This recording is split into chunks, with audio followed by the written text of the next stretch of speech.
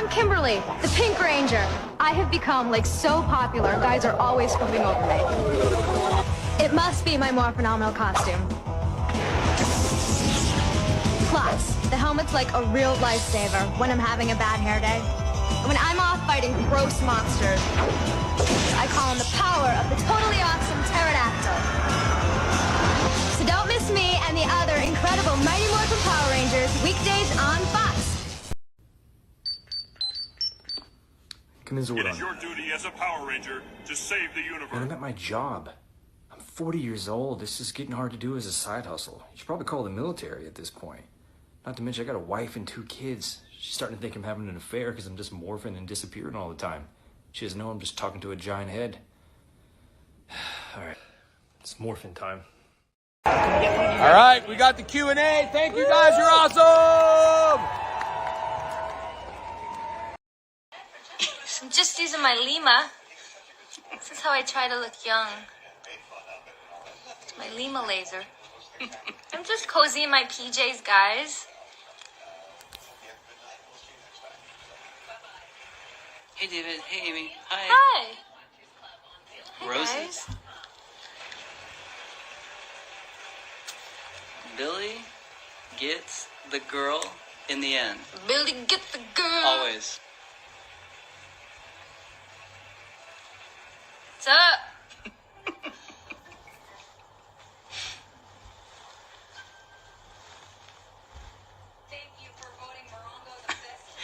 I mean, we're just sitting here staring at them. I'm just using Yes, it I as use a- the red light. I use the red light mask. Cool. Uptown Flow. Hey, Hiroki and Taka, it's me, Davidyost, the original Mighty Morphin Blue Power Ranger. Hey, happy Valentine's Day to you both. I want to say thank you so much for being fans of Power Rangers. It really means the world to me, obviously.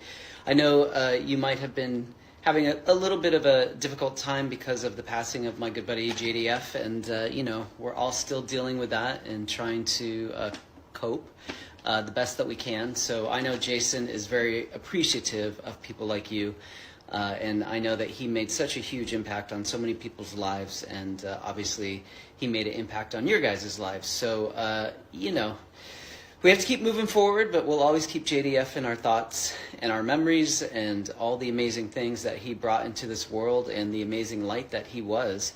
So, you know, let us, on this Valentine's Day, look at love in so many different ways, and let us appreciate the love that we had for Jason David Frank and his love for his fans and everyone else in the world.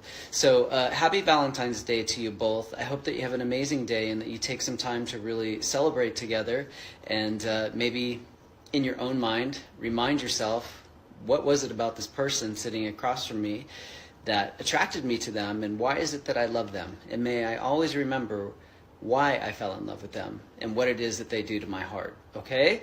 So happy Valentine's Day to you both. Thank you so much for being a fan of Power Rangers. And the way I like to end my videos is, do you know what time it is?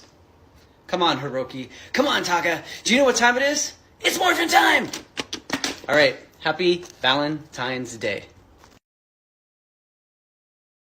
Morphin time. Let me. All right, Let's go. it's morphin' time. Woo! How's everybody doing tonight? Sorry. Look at me. I ain't even prepped, man. I don't know what it's gonna take for me to get fully prepped for y'all. It's like week in and week out. Y'all like, hey, we got the stream today. Are you prepped? Nope. Anyway, it's Friday. Hopefully everyone is doing well tonight. You got an echo? You said you got an echo. Is it an echo? I see Cheyenne saying echo. All right, hopefully the echo is gone. Anywho, yeah, sorry about that, guys. We in here tonight. We talking all things Blue Ranger, and of course, we gonna start off hot. And I don't want to, belabor the point and all that good stuff, but we talking all things Blue Ranger. Yeah, the mic was away from me. That's probably why we had that echo early on. And let me get to all my downloads because, you know, we download stuff over here. We got to download it. You know why we download it? So we don't get lag. That's right. We don't want lag, guys. We don't. Anyway, no lag. So let's just get straight into it. Let's just not mess around. Let's get straight into it. Let me put my stuff up on the screen because I got everything that we need. And give me a second. So how's everybody doing for the weekend? It's Friday.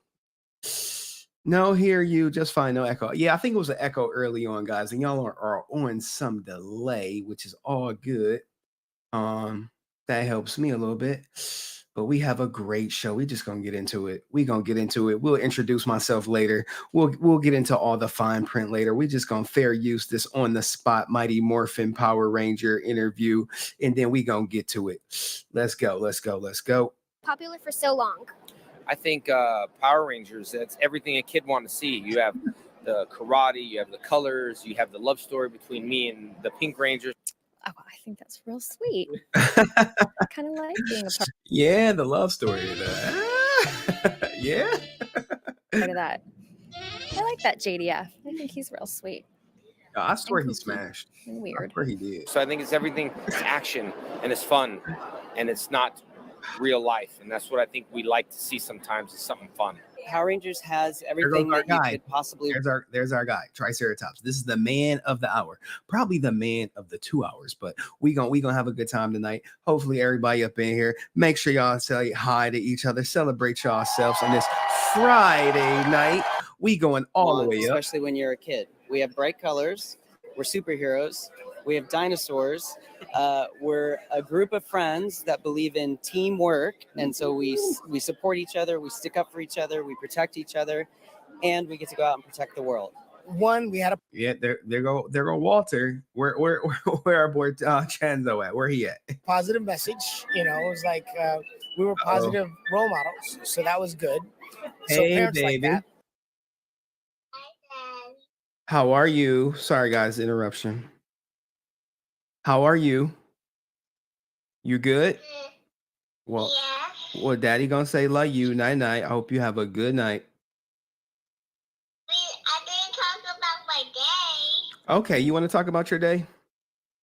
Yeah. Okay, what'd you do today, baby? What'd you do?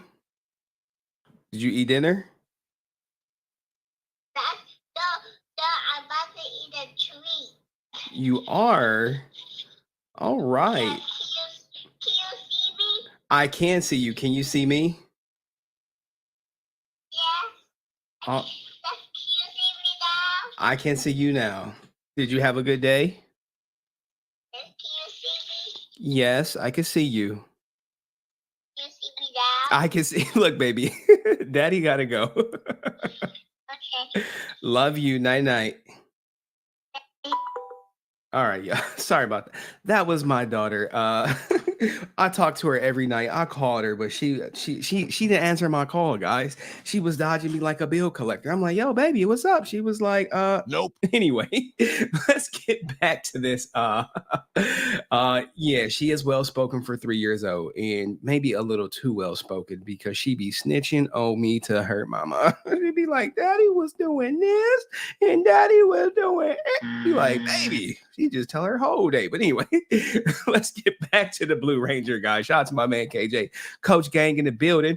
All right, let's go. And then there was the action of it. There was martial arts. There was gymnastics. There was robots. There was dinosaurs. There was like wacky. So if you just got here, they're talking about why they love Power Ranger, why it was so great. Sorry, I had to interrupt to talk to my daughter. Tell her night night, Daddy love her. But anyway, we're gonna get back to the content. Monsters, and it was like so. There was so much to it that I think people enjoyed. It hit. It was the right time, right place. There's no real. There's our guy. Everyone knows this guy, right? Brent, where you at? Brent, check in. Boundary. It doesn't really stick to a particular race, a particular creed, a particular culture. I think there's something there that everyone can identify with. All right, ASJ. Okay, we got you. The show is popular in 40 countries and 90 languages. Yo, ASJ be talking. So it speaks to a lot of different races, cultures, Yeah. types Yeah. of people, families, and ages.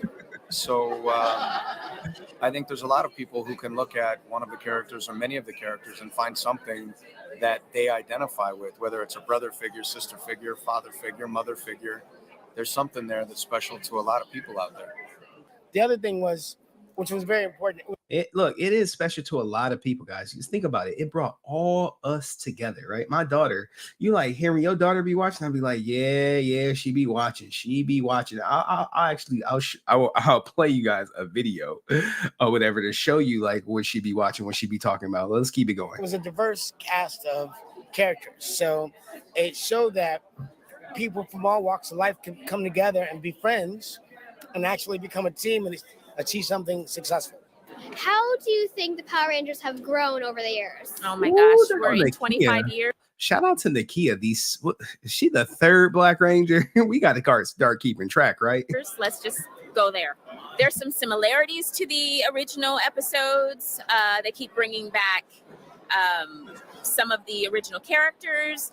I think I haven't really watched a lot of the newer episodes, so I don't really know how it's grown so much. The fandom has grown. I'll say that. The fandom has grown because the generation that used to watch Brent, like fourth Yellow Ranger, buddy. Fourth Yellow Ranger. us when we were little, now their kids are watching, so it's pretty Y'all awesome. know me. He was my age when he started watching the original ones. I'm now the age he was back then, and now I'm watching all the newer ones. Oh, I love It's like that. It's generation. It is. Yes, Look, I'm that's telling you. You think I'm playing? My daughter be asking me about Power Rangers. awesome. See, you're a product of that. It's grown. Oh, it's grown massively. Actually, I'm trying to this find year. this video with This my month daughter. is actually the 25-year I think I found it. anniversary of Power Rangers. It's been around for 25 years now, I got it. and I started on the show 24 years ago, and it's just been a crazy ride. I can't believe that people still. I see some confusion. Like Nakia played the Yellow Ranger. I'm like, look, if you know, you know. Okay. Of Power Rangers as much now as they did back then. Very cool. Oh my gosh! You know what? That's the second. Wait, is that the second Black? Or is that's the second Yellow Ranger? You look, man. You know, I don't be knowing. It's funny because the show keeps the action. Uh-oh. It keeps the group. It keeps the multicultural cast, which I love because every little kid has someone that they can directly identify with. goodness, God. But I think now it has the stunts are probably And you know what? Shout out to Karen Ashley. She does a lot for the Power Rangers community, guys. Shout out to her. She keeps it going. Literally, figuratively. She holds events. So shout out to her. a little bit, crazier. People are a lot more athletic. I mean, we were athletic, but the things that I see the new cast doing, I mean, it blows my mind. They're like flipping in the air, and these guys are like acrobats. Like some of them really have worked for the circus. So it's like the talent just keeps getting, the fighting keeps getting bigger, better, and better and better. So Cheyenne said her brother was in love with her. Like, what? What we got going on in the chat? And it's like what we thought we were doing back then. It was so cutting edge, and it just goes to show you, it only gets better in time. When did it finally sink in that you were famous? What was one of the moments that it just all hit you? That the Power Rangers had become quite popular was when we did the Universal Amphitheater You know that's my girl. You know he was show that turned into like 4 shows that Give her a day little because pet kiss. they kept selling out. You got to keep their the relationship on the theater. low speed. So then it was like, oh wow, this is quite popular. Unbelievable crowd. And to turn a freeway into a parking lot. It's number one There's some our years guy. now. And It's we very got humbling some for real me emotion and for in the the chat. original cast. We You a member, we go went through ahead. so We much can together drop that through the Blue audition Ranger. process, and then Yeah, starting the show. y'all We found filmed it. almost Y'all the found it. entire You know, first I be- season of the TV show Bless before it the even members, started man. airing on TV, so we had no real gauge of how it was going to go. And then it started airing, and it just shot to number one like almost overnight, and not only here in the U.S. but all around the world. So it's pretty cool Yeah. and exciting to be a part of. All right, that's right. All right, guys, that's it. I just wanted to come in a little hot with a little pop right there for everybody coming in. Just start the show off hot. We coming in hot. But anyway, yes, I did create a Blue Ranger emoji for all the members of the Resilient Army. If you hear, you got access to it, and you could spam it all you want. But what are we here to talk about, dude? I'm telling you, I have a phenomenal show. You got a phenomenal show? I got most of the goddamn prep done. I see people talking about Brent because his girl, Karen Ashley, was on there. Y'all like, well, is that his girl? Is that really his girl? Do I still got the picture of them cheek to cheek? Oh, I don't got them. I don't got them cheek to cheek. Oh my goodness. I do not have the picture with them cheek to cheek, but I see super chats. I'm gonna get to them. You look, man, we know Brent and Karen Ashley are, I think they secret lovers, guys. I can't confirm it, but Brent ain't denying it. You know what I'm saying? So look, we got that. So what are we talking about today? Okay, guys, look. If you don't know who I am HenryResilient, former investigator, and today's subject is Davidyost. That's right. He was in the crosshairs. People have been like, hey, you gonna hit that Davidyost stream? I'm like, yes, I am going to do a Davidyost Blue Rangers. We are going to do it. We are, I promise you. And just want to say, did I reach out to him for an interview? Nope. No, I didn't. But this is the first time I didn't reach out to him for an interview and no one asked. And guess who's waiting in the back, guys? Guess who is waiting in the back to come talk to y'all about Power Rangers stuff? Guess. Can y'all just put a guess? Guess in the back. I'll give you a hint. I'll give you one hint. It is nobody. It's just me, baby. It's just me. It's just me. Now look, I wish I could have got a Davidyost interview, but I'm telling you, the stuff I dug up on him is so good. It's so pivotal. It's gonna, like, unless you like some super, like, I watch every Davidyost fan, it might be some new stuff. It might be some new stuff. You like, Henry, is it gonna be some new stuff? I'm like, trust me, I got y'all. But look, and look, guys, I don't have them backstage, and no one asked me, so y'all finally getting on to, like, it is what it is. All right. So what do I want to say? I've covered the most popular. I've covered. Let's see if I can put her goddamn pictures up. You're like, Henry, who did you cover? Who did you cover? I'm like, okay, guys. I've covered this person. Give me a second. Let me share. Let me remove this. You're like, Henry, who did you cover? We've been coming here for a while. Most of you guys know me. Some of you may be new. And I just want to let you know, look, I've covered her, right? You like, did you cover the Pink Ranger? Like, yeah, I covered her Pink Ranger. Everybody was like, hey, I want some of that Pink Ranger. Like, everybody was doing that. Who else did I cover? We covered Brent's guy, you know, Mr. Bad boys, what you gonna do? If you need to set up a PPP loan, don't go to him. I'm telling you, do not go to ASJ because he would jam you up. So anyway, and now we got, who else we got? We got the Blue Ranger, Triceratops. I was supposed to get the sound effect, but I dropped the ball. I do have the sound effect. It'll take me like 2 minutes to upload it. Maybe I'll upload it during the stream. But anyway, we're talking about the Blue Ranger today. And who is the Blue Ranger? Well, if you ask me personally, you know, he is the most underrated, but the most interesting of all the Rangers, because for most of his career, he had to hide his sexuality. That's because he's gay. That's right. And over here, we family. We family over here.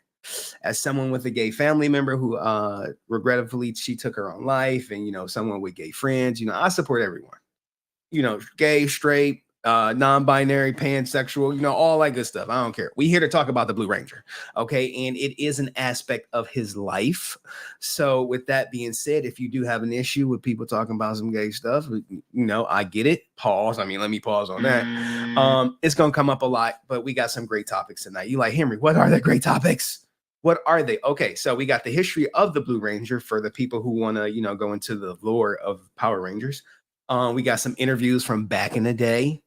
We got some beef that he had with an A-list actor for outing him for being gay. Like, could you imagine being gay and then some big top actor be like, yo, I don't mess with him, he gay? You're like, what? Like, I mean, look, it was different times back in the day. Different times. We're going to look into, you know, him talking about his auditions and give a little motivational speech to anyone out there, because I'm trying to motivate y'all. I'm trying to motivate y'all to be better, to do better, because we don't want you to be a bus driver. God forbid you be a bus driver. You better own that goddamn bus. If you was here for yesterday's stream, like, I don't know what the hell she talking about, but anyway,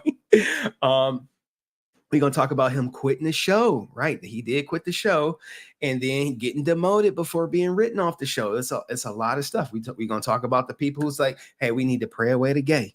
You know, we got to pray away the gay. We're going to talk about that. We're going to talk about him being an executive producer, him with Amy Jo Johnson. And finally, guys, you're like, what's final, guys? Like, what could you have that we possibly do not know about him? What is it? What is it? I'm like, look, guys, you remember he was talking about like that script? He was like, I got this script I'm working on. I was like, you got a script you working on? He was like, yeah, I got. I was like, oh well, shit, I need to get that. I need to. You dig, bro. You like to dig. Got the script. This is the script that he wanted to produce, but they said no, so they just made him a consultant. But we gonna go through it because he put it out there. It's not too advertised, but this is the official script. This will be the main event, the Quantum Continuum. But you know, leading up to that, we gonna have some one of a kind content. So now, with all that out the way, guys, with all that out the way. And let me make sure I'm just going through my list, because you know I prep for you guys. And I'm talking fast because I got a lot of shit we got to get through. A lot of stuff we got to get through. We covered that. We covered the topics. You know, if you would like to donate to the stream and you want to see me stream in 1080p with no lag, you know, all donations going to the purchase of a desktop. I want to say we're about 40% to the price point that San has set for me. You know, she is a member of the Resilient Army. And I see my man Dust is in here already dropping memberships. Hopefully you guys getting them. We're about 40% to the desktop. You could donate via Cash App at HenryResilient, or $HenryResilient, or you can send a super chat and I will read it out loud. You know, if you have a channel membership, you can also join. We do a weekly members only stream that is just us. And it's a little longer. People actually got to see my daughter on screen. But anyway, let me acknowledge the early contributor. What does my man, the actual King Smith, say? How long you streaming? I still have 4.5 hours of driving left. It's like, God damn. Where you going, man? Shout out to my man. We collabed and we talked about my divorce and people was like, yo, what the fuck? Anyway, but shout out to the actual King Smith. I should be streaming, guys, for about 2 hours. 2 hours. If everything goes well, 2 hours. And I'm telling you, it's going to go fast. It's going to be boom, boom, boom, boom. New topic. We just got to go. So I appreciate you, actual King Smith, for the donation.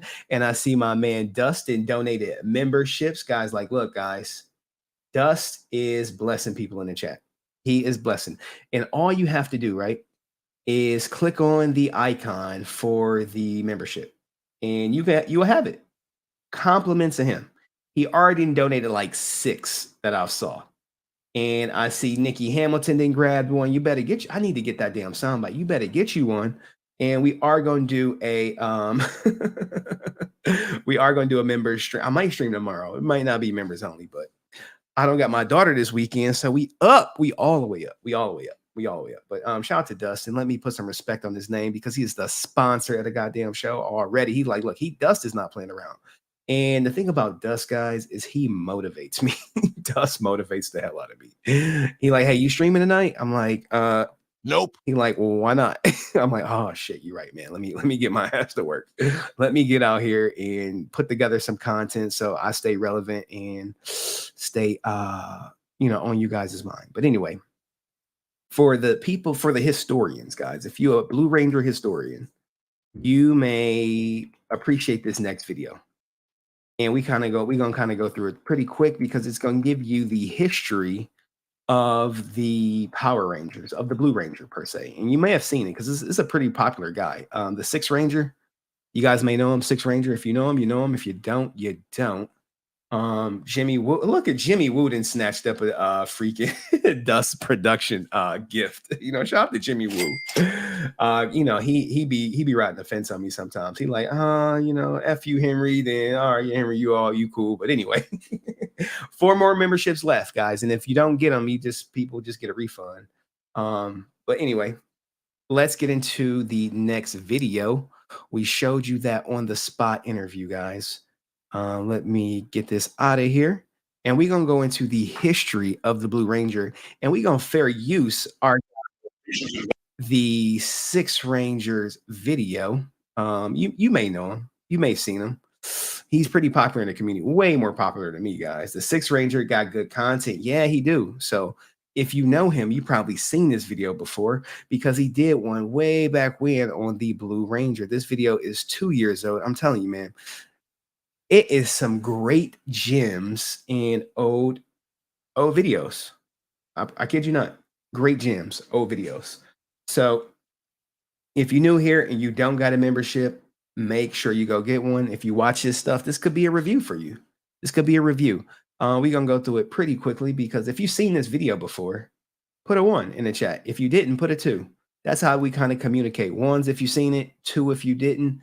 That way I'll know how much I need to go into detail with it. But anyway, let's get that out the way. Fair use to the to the Sixth Ranger for making this excellent content, this excellent video.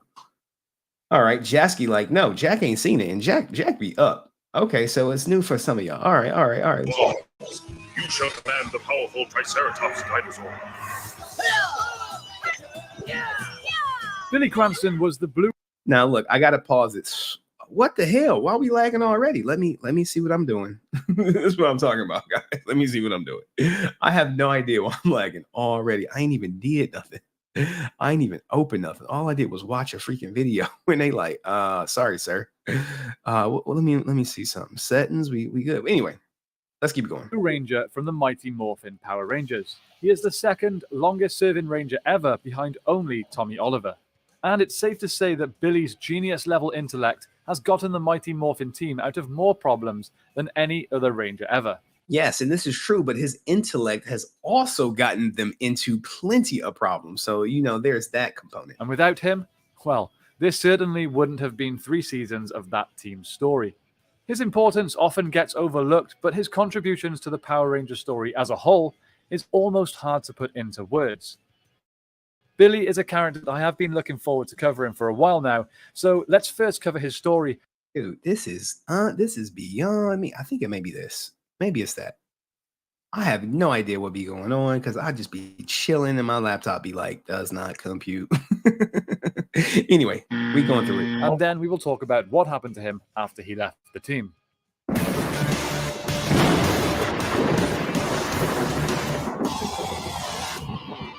The other Rangers, especially Trudy, often defended him very loyally, but Billy would later evolve to become a strong individual in his own right. He was one of the top members of the Angel Grove High School Science Club and often helped younger members with their experiments. In the episode High Five, Billy created not only the wrist communicators that the Power Rangers used. Look, he created these communicators, right?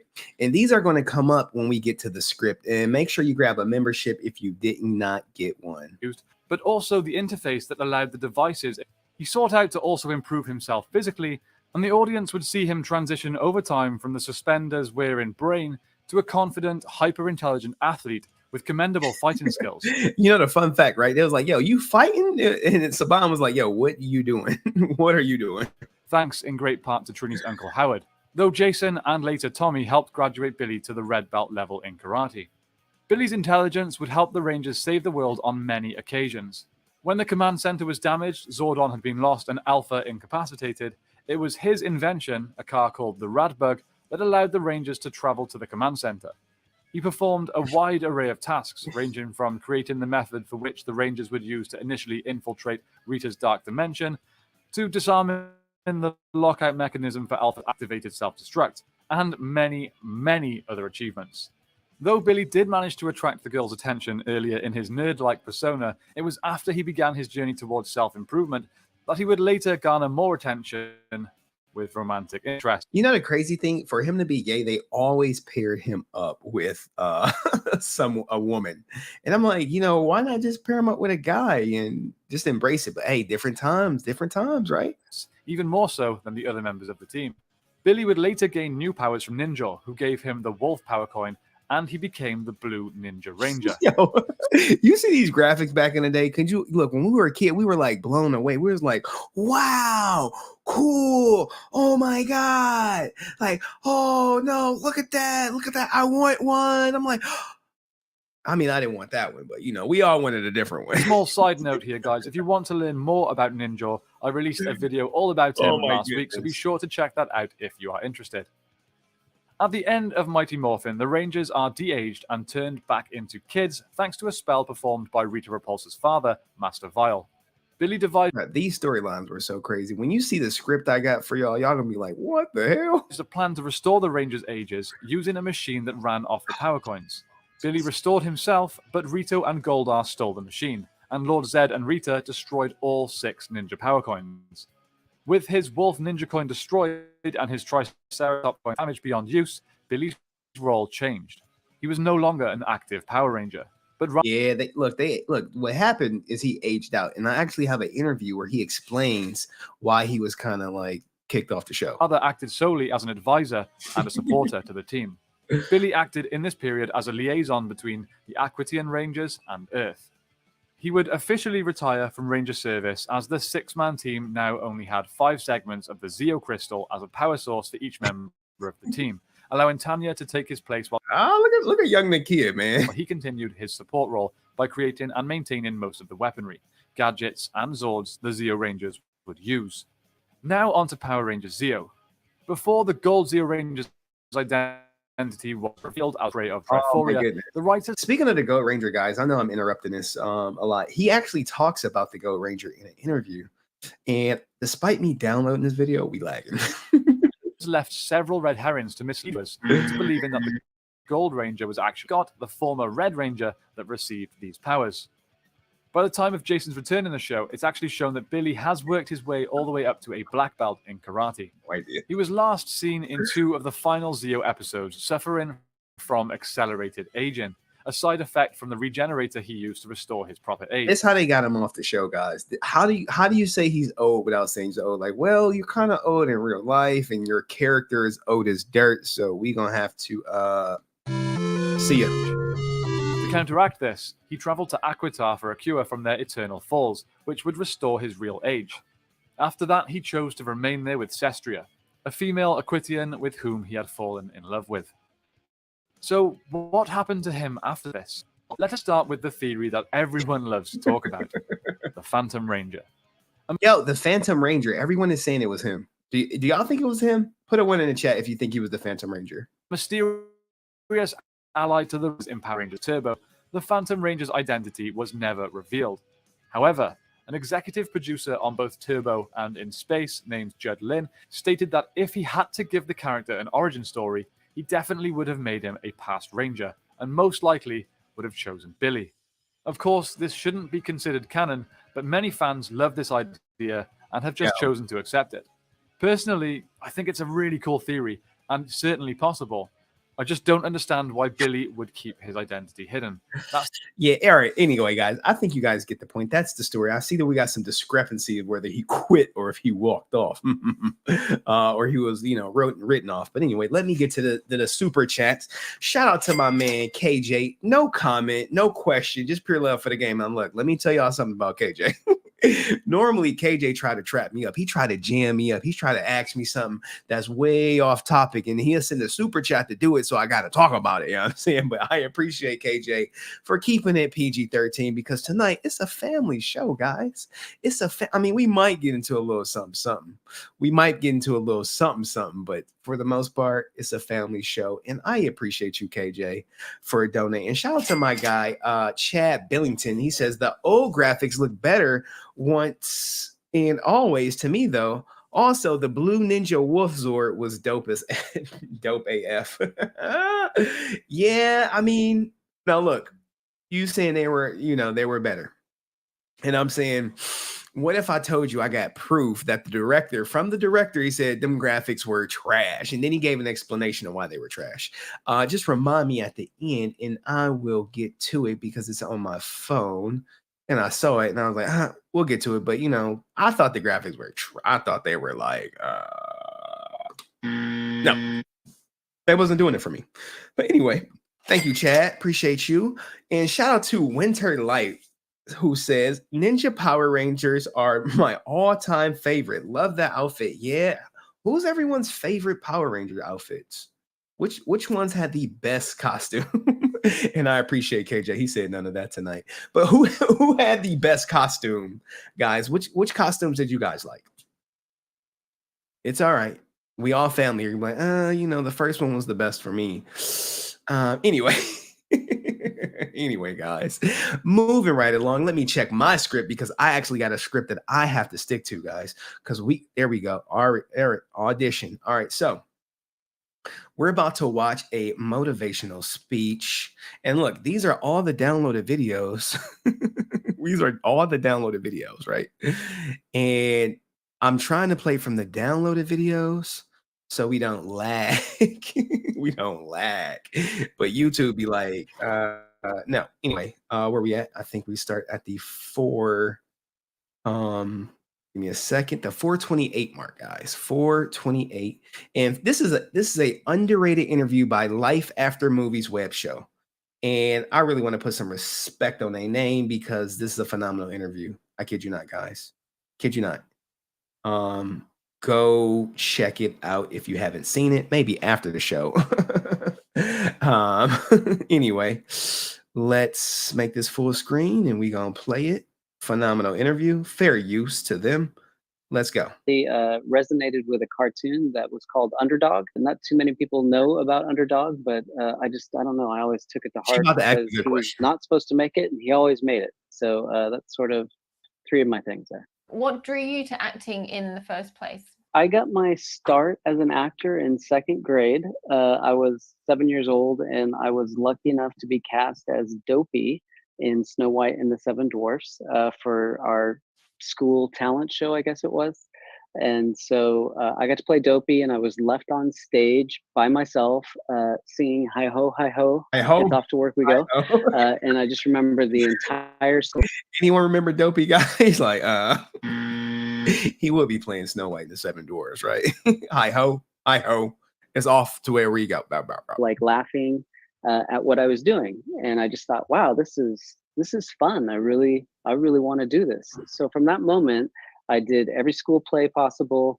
I took acting classes. I did everything I could. I went to university, as you guys say, college. That was what we say. And, I got a degree in communications and in theater, and then moved to LA to be an actor. And luckily enough, got Power Rangers right out of the gate. But yeah, so he did get Power Rangers got right out of the gate. And Friend Zone said, nah, Blue Ranger equal friend zone. Anyway, let's keep going. But he's about to give you a great motivational speech, guys. But it's just something that I always wanted to do my whole life was to act, just because I enjoy it and it's a lot of fun. How hard was that decision for you to make that move to LA to pursue the dream? Because it does come with a lot of stigma. You hear about people chasing their dreams, and it seems like one of the toughest careers to try and achieve. It is, guys. And I actually had a friend I went to college with. He told me, he was like, look, Henry, after I graduate, I am moving to LA and I'm going to be an actor.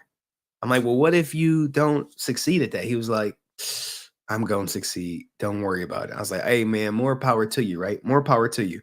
Now you fast forward, we didn't graduate. How many years? I graduated in 2008. God damn, it's been 15 years. 15 years. And I'm watching him on TV, guys. I am watching my friend on TV. I remember playing chess with this guy in the caf, and we had our big plans and aspirations. And shout out to him for actually moving to LA and being on TV. I ain't seen him in several things, and now he got this big show, but I don't want to dox him because then people are like, yo, we know him. What college you go to? And I'm like, look, man, I went to a HBCU. All right. So he, anyway, let's get back to it, guys. Let's get back to it. So he's about to motivate you guys. For anyone who needs a motivation on doing anything, listen to what he's about to say right here. Success. It is. It's a very difficult career, and you really have to think about what you're getting into. I try to tell that to a lot of people. Just really make sure that you're committed to yourself and to the craft, because it is a roller coaster and it is up and down. But it wasn't a difficult decision for me. It's just something, again, since I was a kid, like that was always in my head. I put it in my head. I'm moving to LA. I'm going to be an actor. And a lot of people laughed at me and just were worried about me at the same time. But I stuffed everything I could get into my car and I drove to LA. I didn't know anybody. I didn't have a place to live. And, I spent 3 days trying to find an apartment, found an apartment, and then I lived in an apartment for months without furniture. Hey, every guy, right? Every guy has lived in the apartment without furniture. It is like a rite of passage, if you will. And just slept on the floor. So, you know, but I was so committed. And then I was out pounding the pavement. I moved to LA, ironically, 2 weeks after we had the LA riots. So LA was in a horrible state. It was not a good time to move to Los Angeles, but that's when I chose to move here, and it worked out for me. And I think really it worked out because I was focused, and I was driven, and I wasn't going to let anything stand in my way. That is commendable. That is we got to give him a round of applause. Round of applause for being gay. Back in the day when people were looking down on you like you was crazy, to moving to LA and getting it done. Just getting it done. Just, hey, look, I'm doing it, man. We gotta spam them damn whatchamacallits, because it's commendable, guys. It doesn't get no better than that. Now, what is she about to say? And correct me if I'm wrong, because you can never trust the internet. Oh, okay. Look, she about to drop something. Let me show you my apartment. Y'all like, yo, Henry, what did your first apartment look like? I'm gonna show you right here. It looked exactly like this right here. And I had a goddamn air mattress. And you know what? I still had somebody coming over and let me on the air mattress. On the air mattress, guys. That's what we were doing. Apartment looked like this. I couldn't have been happier. I couldn't have been more content. Eventually, my mama gave me her old dining room set. Okay, so I had an air mattress, a fancy dining room set, a TV like here's, and my microwave from college. Just me living. This is all I had, and I was cool. I would go to work. I would come home. I make me a freaking waffle, some Eggo waffles and sausages, and that was my apartment, guys. That's it. That's all I needed. This TV, air mattress. I think I had a PlayStation 3 at the time. You know what I'm saying? So, you know, when I'm not clapping cheeks, I'm playing Call of Duty. I am. Yeah, exactly. With the crazy chick. You like the crazy chick. Hold on, guys. Hold on. Yes. I had a crazy chick leaving goddamn letters. I keep right here on my goddamn car talking about how she loved my ass and how we need to still be friends. But yeah, man, it was rough out there, guys. It was rough. And shout out to my man Dust Productions. What does he say? My first apartment was filled with furniture I found on the side of the road and sitting next to a dumpster. Some stuff from a yard. Hey, look, man, that's how we do it. We would do that and we would just be content. We just be like, oh, what's going on? People come over like, oh, why you ain't got no furniture? I'm like, I do. What you talking about? And not only did I have the air mattress, right? Now look, I had the air mattress of air mattresses. Okay, I had the air mattress that turns into a couch, guys. Air mattress. Look, this one was, and I got it from Walmart too. Air mattress that turned into a couch, and I think I actually still got it in my house. And it didn't look as nice as this one. Like, look, this shit's plush. Air mattress couch, Walmart. It was one of them blue joints, you know what I'm saying? That's how he was living. That's how I was living. I'm like, she like, where's your furniture? I'm like, this is the couch right here. What are you talking about? I got the couch right here for you, baby. And when you want to get it on, we can flip it over and we can get in the bed. We can do that. And, you know, I had to make sure the air was in there tight because you didn't want to be, you know what I'm saying? But anyway, shout out to my man, Dust Productions, man. Yeah, look, every man in here is like, yeah, this was my house. This was my house. Like, hey, this is where we was living. Air mattress sex isn't comfortable. Uh-oh. So look at her telling herself. She done had some air mattress sex out here. See, look, you think that just because you got an air mattress, you can get a high value woman like Cheyenne, and she'll mess around and marry you and be loyal and faithful and have your kids and all that good stuff. So don't sleep on it. Uh-oh. My man, he said, my first apartment was built by Walmart and IKEA clearance out. Look, man, we all been there, guys, but we up now. We up. Look at where we started. We started from the bottom. Now we here. You know what I'm saying? We started down here. Now we up here. You know what I'm saying? So it can all be happening. Okay. It can all. And he said, no, Gordita's on the futon. See, Coach Gang is over here now. Coach not streaming. Coach Gang up here. I appreciate y'all. Look. All the guys in here like, yo, we had no sex. I mean, no furniture, and we still had sex. Like, look, anyway, everyone's doing better now. Gucci sweater now. All right, let's get back to the interview. No, stalker. She not stalking me no more, man. She married with kids. I hope she ain't stalking me. That'd be crazy if she's stalking me. Anyway, let's get back to he about to continue to motivate us, guys, to chase your dreams, even if you got nothing in your goddamn apartment. And after you moved, it wasn't actually that long before you got the role in Power Rangers? That is an internet thing that we can believe. That is true. So I only lived here for, I would say, 3 months. And then I got the first audition for Power Rangers. And at the time, it wasn't called Power Rangers. It was called Phantoms. And I saw an open casting call. I just went to the open. You know, I would love to see the Phantom stuff. And we do got some gorditas in the chat, some self-acknowledged gorditas. Shout out to my gorditas in the chat, which I believe is saying it. It's Francis, baby. Shout out to y'all. Casting call with thousands of other people and just slowly go, it just kept getting more and more narrowed down. And it was like a 2-month audition process. So, when it was all said and done, I had been in LA for about 5 months. And you didn't get to pick your color? She catched him like, hey, you ain't get to put you on the color. No, we didn't get to pick our colors. Look at this. Look at this, guys. Look what's going on in the chat. Look what's going on. Nasty boys are in the building. They done infiltrated the chat. Let's put that to work then. Look, man. This what happened last time San came out and said she was a gordita. The next thing you know, everybody in the chat like, hey, we like gorditas over here. They were already pre-assigned. Actually, when we were auditioning, we didn't really know a lot about the superhero aspect of it, the spandex, the helmets. They didn't really tell us that. They were more focused on the teenagers as we were being cast as, and the chemistry that we had together. And if we were either a martial artist, a gymnast, or a dancer. I was a gymnast. I was a competitive gymnast. Competitive gymnast, and he's about to talk about that. We about to see how that inspired JDF. My life growing up, but so my gymnastics sort of helped get me the role. But anyways, we didn't get to choose our color. I originally had auditioned for the Red Ranger, but after 3 hours, look, guys, could we imagine him being the Red Ranger? Bad boys. Can we imagine him doing PPP stuff and getting locked up? Nope. Anyway, auditions for that character, I knew the producers were going to be going in a different direction.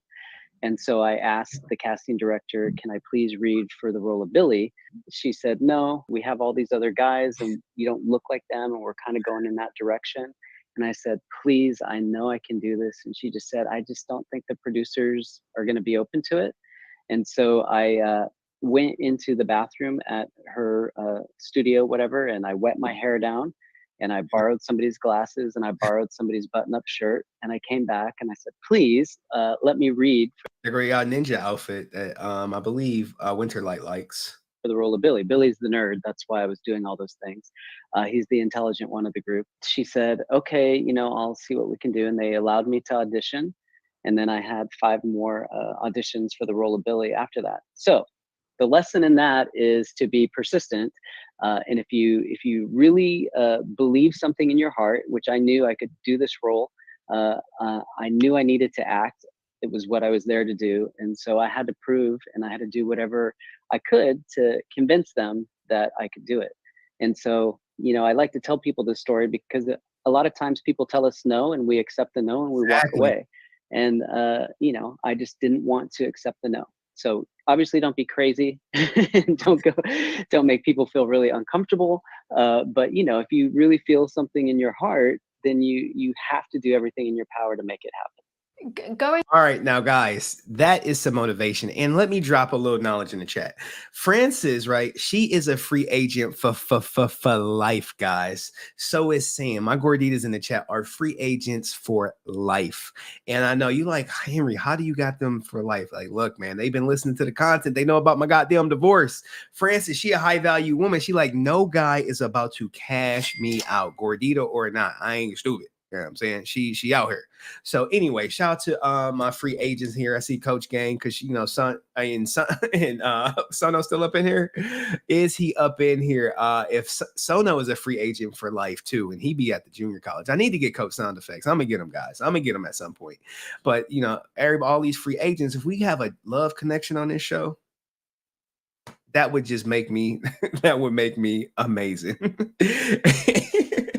In chat, he said he knew World Order. I love when I had Coach Gang members in here, man, because it's mostly just men supporting me. And shout out to my women who support me.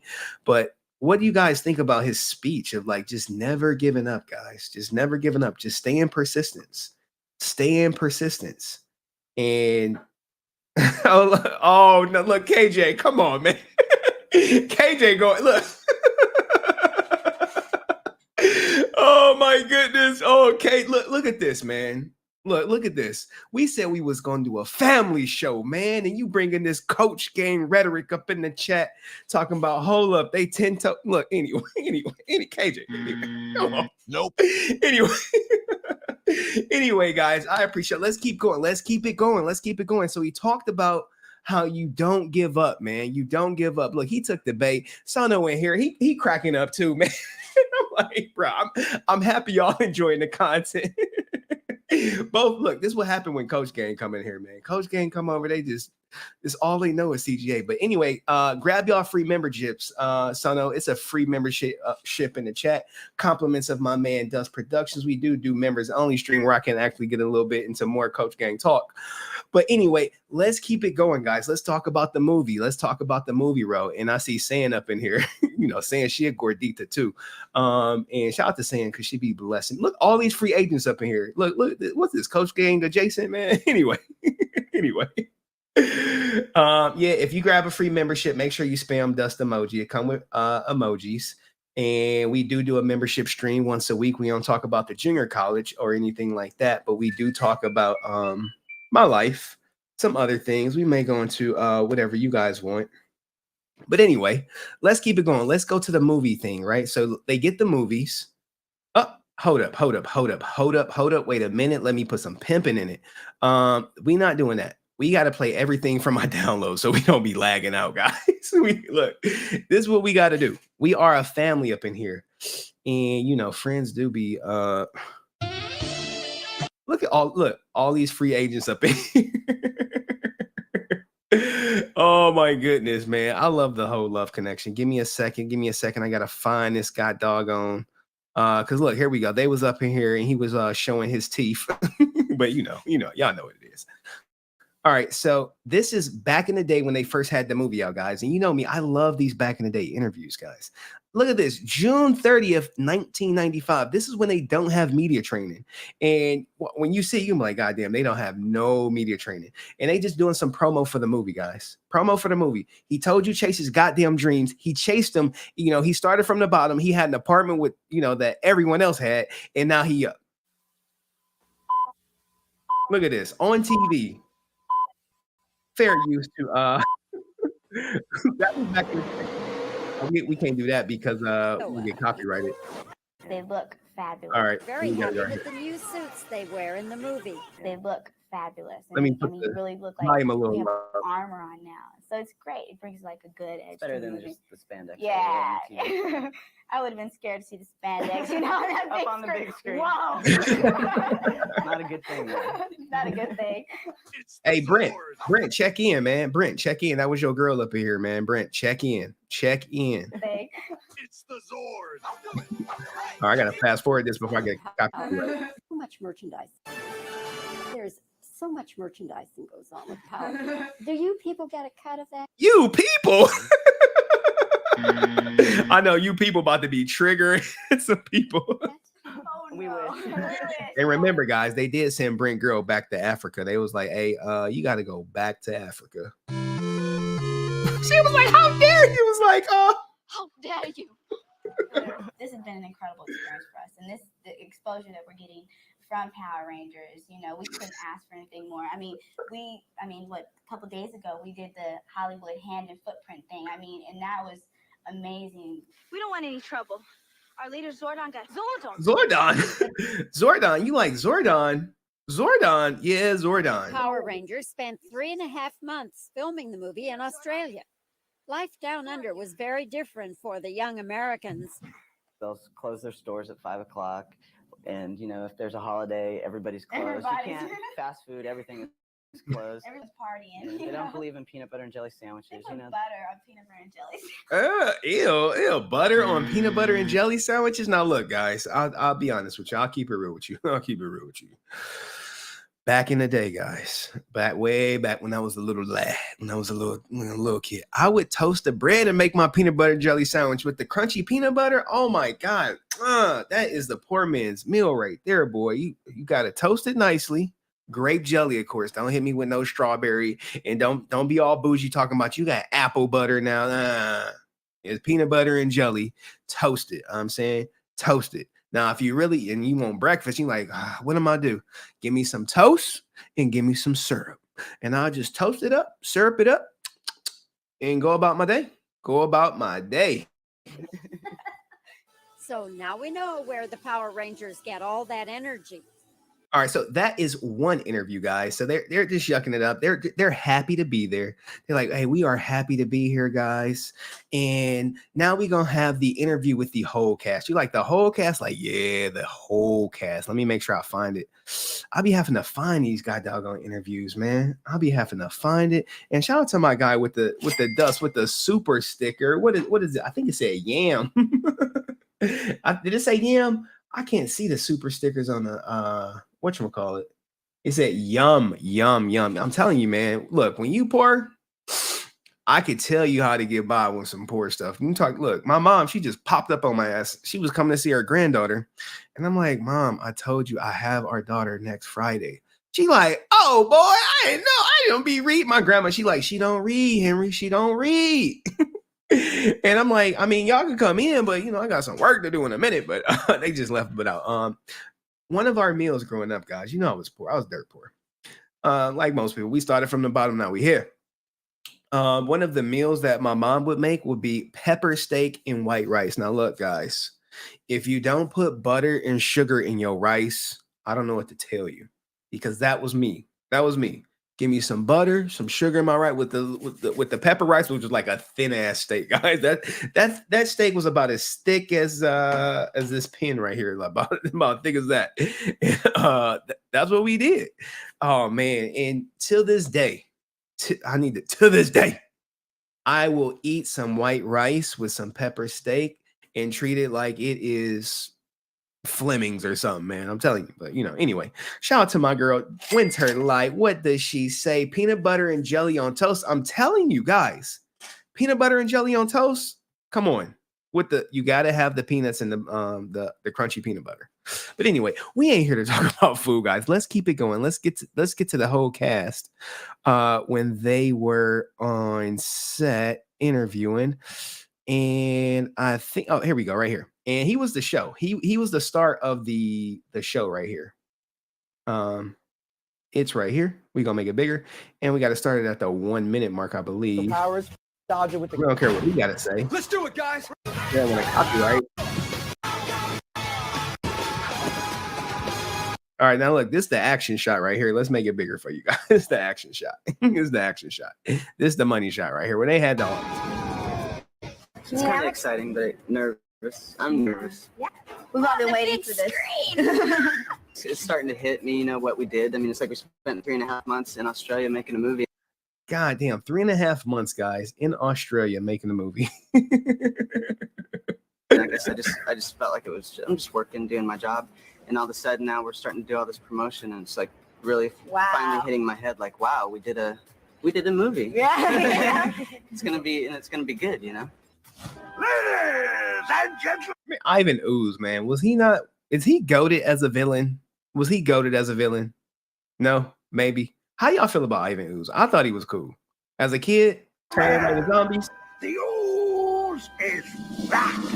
I mean, the computer graphics in this movie are unbelievable. Yeah. Costumes, sets, The story, I mean, the story is like a big adventure, action kind of thing. It just never stops. The costumes were so heavy. 40 pounds. Yeah, 40 pounds, guys. Now, I'm about to drop a membership for Winterlight. All you got to do is click the gift or go up there and click Dust. I'm going to drop it. It has been gifted. Just click on it, Winterlight. That's for you, girl. Appreciate you for supporting the content. 550 pounds. They look good. Yeah. Yeah, They look great. great. Yeah. You can't move. You sit like this. Water. Like water. No, I can't move. The cast got to do a lot of their Exactly, yo. Ivan was that dude, guys. I see a lot of people putting some respect on Ivan. He was that dude. Winter, go get that membership before somebody grab it. I dropped it. All you got to do is click on it, girl. Just click on it, Winterlight. It's in the chat. own stunts, and anytime they were fighting outside of their costumes, it was really them. My nightmare. Action boy now.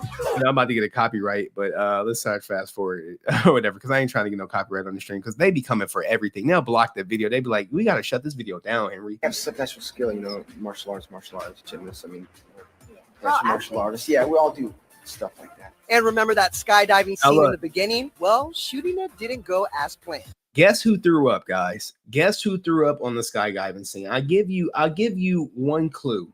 Their boyfriend or secret lover is in the chat, and he does have an emoji. All right. Yeah, she threw up on the wire. Yeah, on the wire. I threw up on the wire when we were doing the green. Wire. And we were flipping, and then we were like landing, act like you're, skydiving. We hang in front of a green screen. So then they put the sky behind us, and it looks like we're doing it. So she's up there flipping around, and she And I'm like, she threw up. Her head's in his bucket. But she wasn't the only one who struggled on set. Hey Brent, man, is you how you feel about your girl being on TV? How you feel about it? Turns out White Ranger Jason David Frank isn't great at everything. He had trouble rollerblading. He had trouble First day of smashing filming. the trees. First day of filming. He's messing up my shot. But stun double me, man. He can do everything in martial arts, but rollerblading. Yeah, but it's so funny. In the movie, he looks like the best rollerblader too. He's all flipping over because he has a stunt double. Oh, why she throw it? Why your girl throwing some dirt on his name, talking about he had a stun double? Like, yo, quit hating, girl. Quit hating. Why you hating on my man?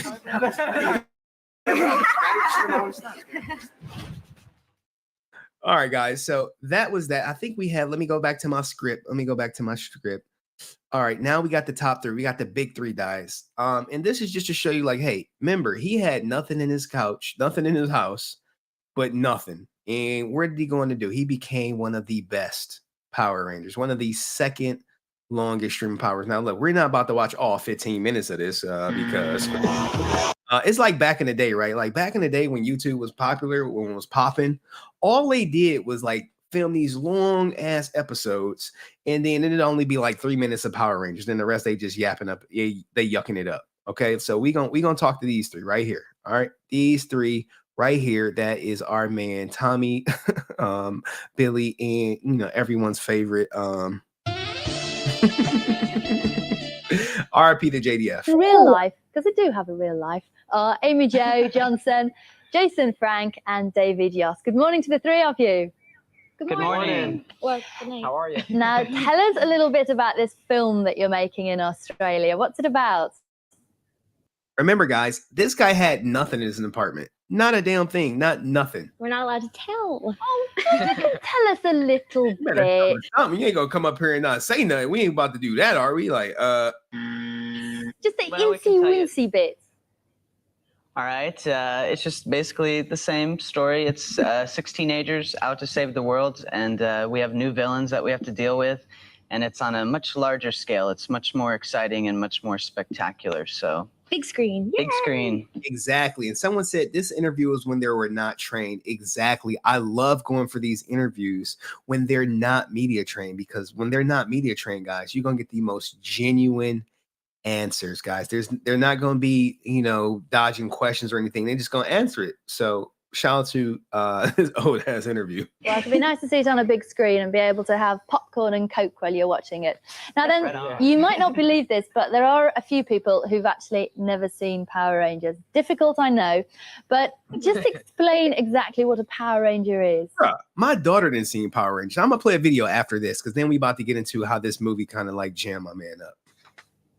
Okay, Power Rangers are basically 6 teenagers that morph into superheroes to save the world, and we fight bad guys and a whole bunch of stuff.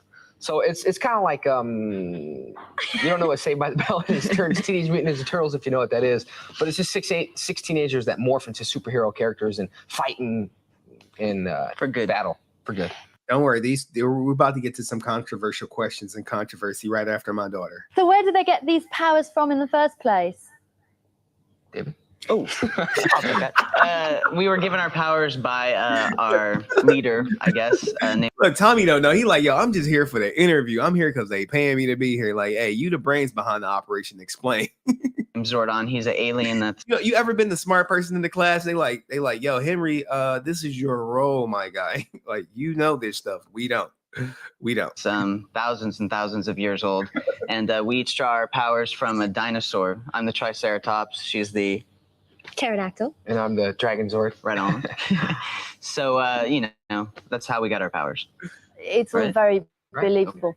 Now, because you are actors and you're playing a part, do you have to have special training to do all these magnificent stunts? Yes. Yeah, special training. I'm a martial artist. I'm a gymnast. And I'm a gymnast. Was a gymnast. Yeah, and we learned martial arts, David and I. For the show. For the show, like 2 months before we trained. And knowing gymnastics made it a lot easier to like learn.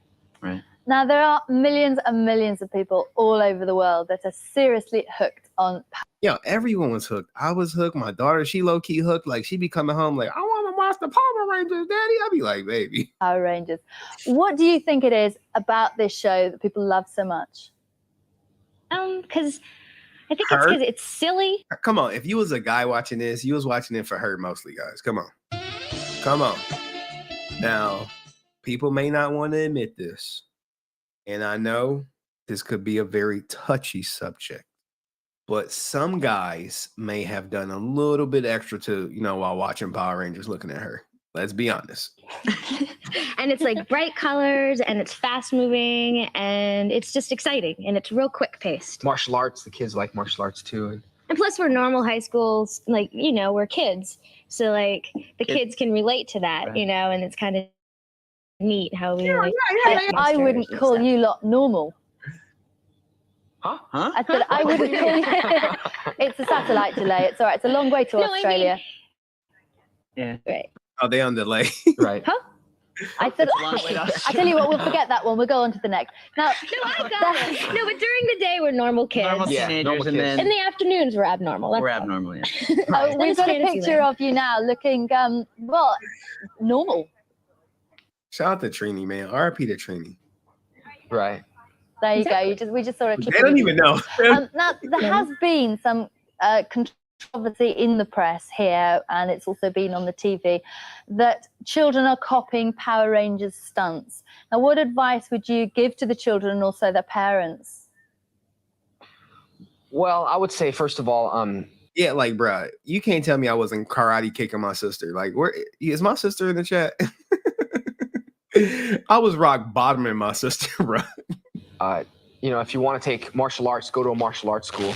That's number one, because we're all trained professionals. You know, you got gymnasts, martial arts, do these stunts on the show. You know, it's like it's all a bunch of fantasy, but we do the real stuff. You know, so I would say if you want to go to martial arts, you know, take martial arts. Ask your parents, and for advice for the parents, if they're kicking and punching all over the living room, sign them up at a school because it's great. You know, the discipline that the martial arts give you and the respect and everything. That he was selling his karate school every time, which that's where his bread and butter was. So I like look, if you a businessman and you got freaking press people eyeballs on you, promote your shit. They'll learn.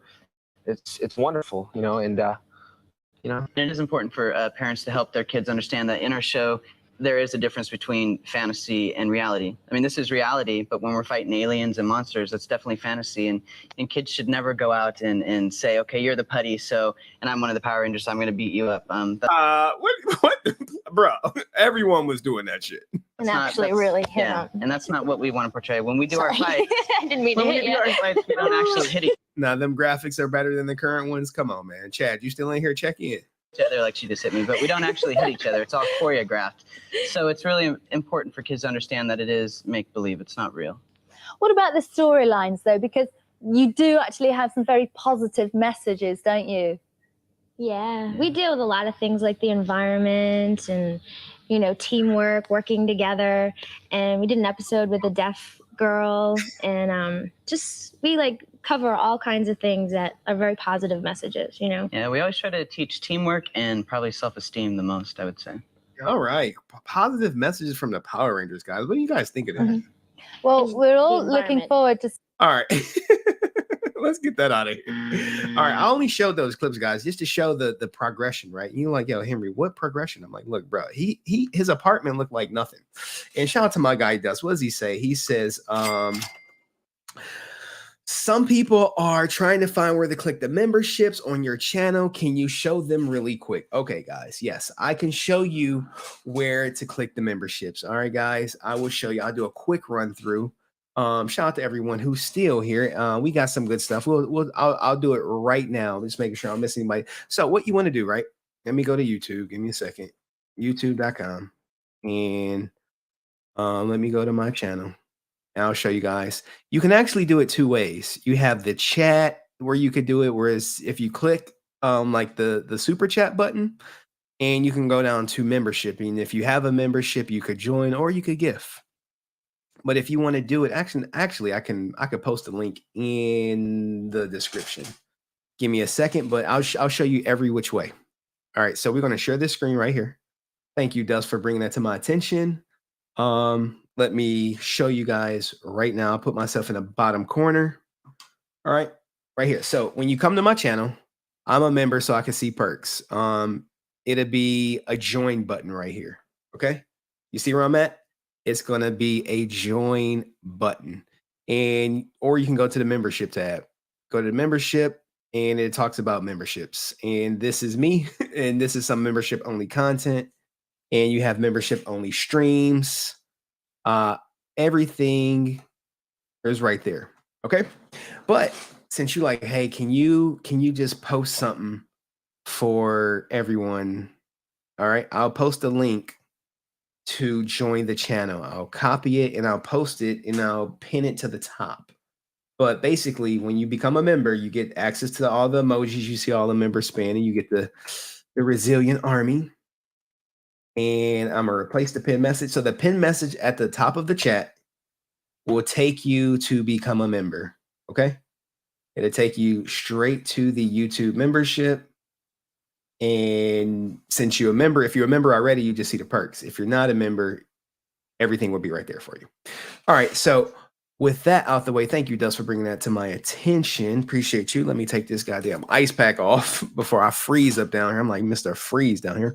I told you guys that my my daughter be like, hey, I want to watch the Power Rangers. Like Daddy Power Rangers. All right. What movie you want to watch? Super Power Rangers. I can't hear you. Say it again. Super Power Rangers. Whose movie is that? Daddy movie. Okay. You sure you want to watch that? Yes. That's my daughter, guys. I'll play it again for you. Did y'all hear it? Hopefully y'all heard. Did y'all hear it? Did y'all hear it? No, Winterlight, you're not in it yet. I would know if you were in it. You would have a membership behind your name, which you do not. I'll play my daughter talking about it one more time because this is what she be doing. Soon as she come over here. All right. What movie you want to watch? Super Power Rangers. I can't hear you. Say it again. Super Power Rangers. Whose movie is that? Daddy movie. Okay. You sure you want to watch that? Yes. Uh-oh. I see Cheyenne got baby fever. She like, I want another one. Goddamn, Cheyenne. You got 3 already. She like, well, we gotta make it an even number, guys. We gotta be 4. When we go to Disney, we gotta get 6 tickets, not 5. It gotta be 4. But yeah, my daughter, she could talk like crazy, and I record her saying some of the craziest things. All good, nothing too crazy. But anyway, let's keep the show going, guys, because we already an hour and 13 minutes in. I want to keep that goddamn pace. So anyway, let's talk about this little intermission, guys. Davidyost, his acting career, and shout out to my man Nate, right? My man Nathan been putting me on to this content. We're gonna show you what life after Power Rangers looks like. And it's actually a good episode. It's only a 5-minute watch, and we gonna do it. And if you want to become a member, get the members only content. The link is posted in the chat. We do it once a week, and we just talk about. I'll create like a miniature show. And it may not be Power Rangers. It may not be all investigative. I think last time we talked about Kevin Costner and the marriage wheel. But anyway, let's keep going. Shout out to the Coach Gang because they already know about the marriage wheel. So anyway. Jesus, man. That vasectomy, man. My balls is hurting. But anyway, Cheyenne wants some more kids, guys. And I think our man is out of town. But anyway. I downloaded this, but it's not playing from downloads for some strange reason. That's where the lag comes into play. All right, let's go. Uh-oh, let me bump up the hold up. Wait a minute. Let me put some pimping in it. This ain't from the downloads. I gotta go to the downloads, guys. If I'm not in downloads, they'd be like lag a little bit. All right, everybody. I'm a long walks on the beach kind of guy. You know, it helps me clear my head. Yo, who's taking long weeks on the beach, man? How much needed to that new computer? I'm pretty sure we probably are close to 40%. I didn't do the math because I was busy prepping. The sound of the waves is really music to my ears.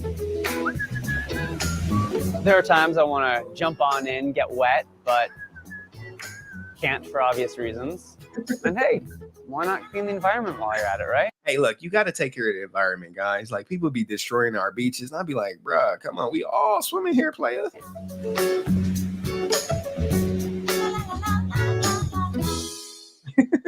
Life after Power Rangers. Yeah, I really got to tell you, I am so excited to work with you. I don't have anybody like you. There's our guy. Oh, that's great to hear. I'm excited to be here. I do have a question for you, though. The suit.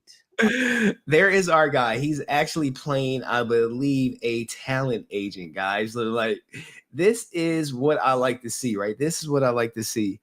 People getting out of character, doing other things, making people laugh, and, you know, bringing some good content. Are you married to it, or it's kind of stuck on me, like permanently? So there's not much I can do about it. Okay, I hear you. Is there something we can do about it? Again, I didn't get a say. It's kind of just on me. You know what? We'll make it work.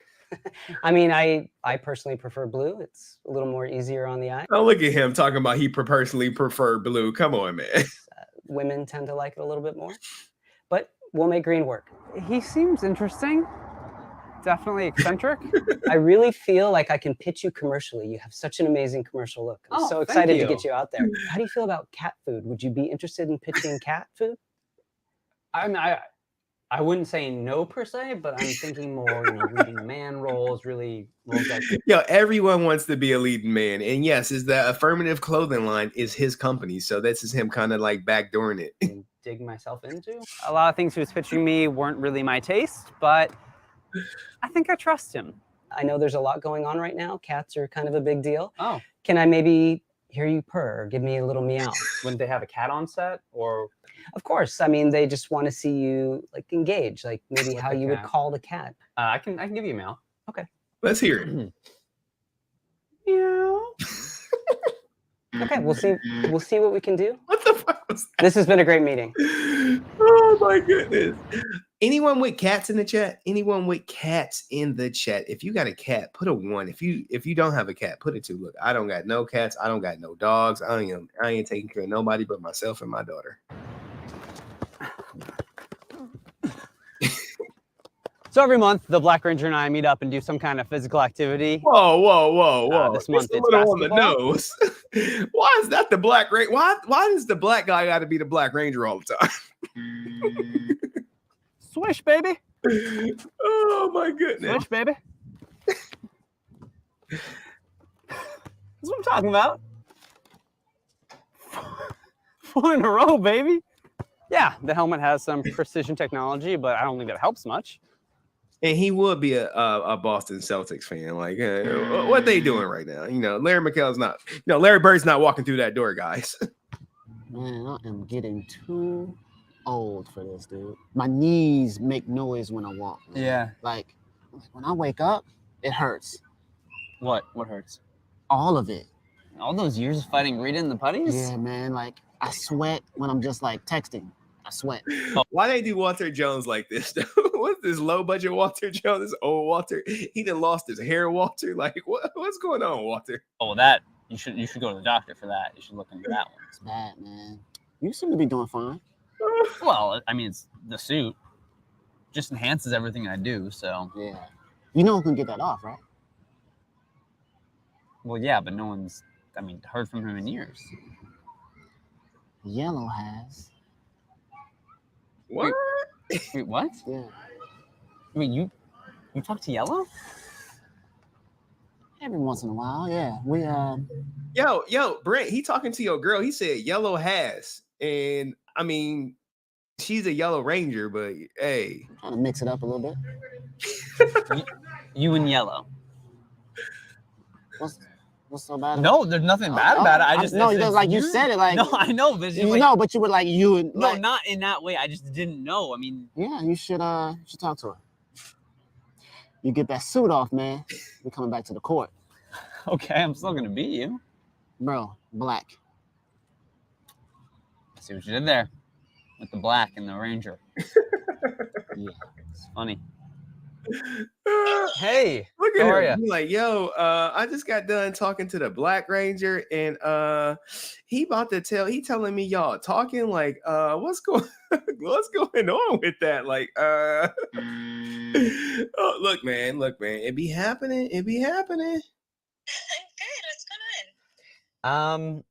So I've got some potentially very exciting news.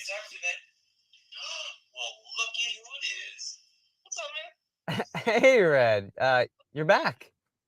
Absolutely, thanks to you, big guy. That's awesome.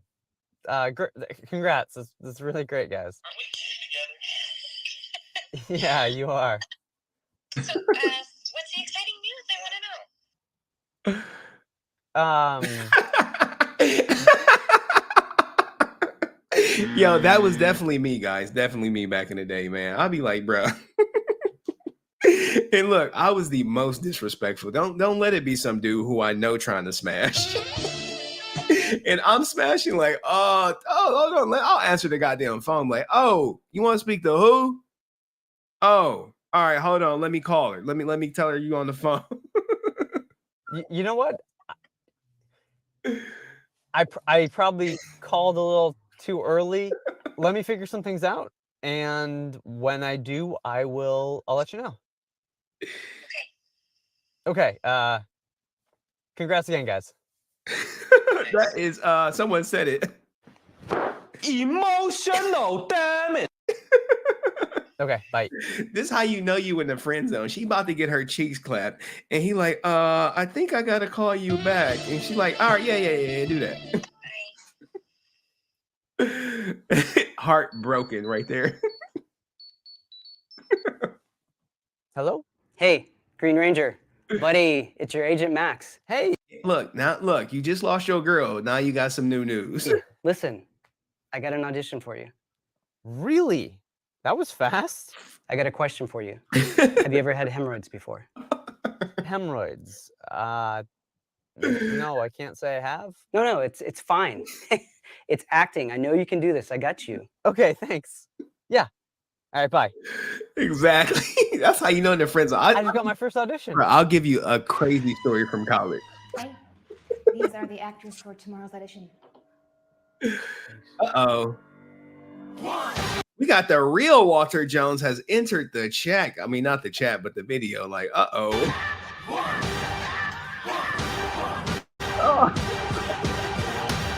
All right, guys. So look, now we about to get a little deeper, guys. Now I'll give you the story. You know, we just saw this man get his heart broken or whatever. We just saw him get his heart broken in 4K. He's suffering as what we would say some emotional damage. Now look, I was ruthless. I already told you I didn't pick the girl who left this on my car. I would pick her up from her boyfriend's house, clap her cheeks, and drop her off like everything was good.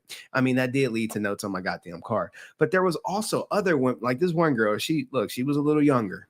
She was just at college, and I was her freshman orientation. Okay, I'm like, look at me. I'm senior. I think oh yeah, I was a senior. I'm a senior. I'm a big dog on campus too at this time. Big dog. She come in. She didn't stand a chance. I knew it was game over before it was game over. And so I mean, I'm not going to tell you how I got to it. Let's just tell you the story that involved her boyfriend, right?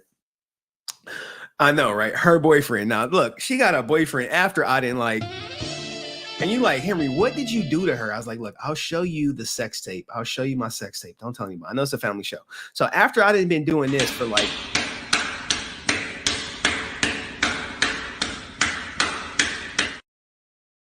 Like, this is me.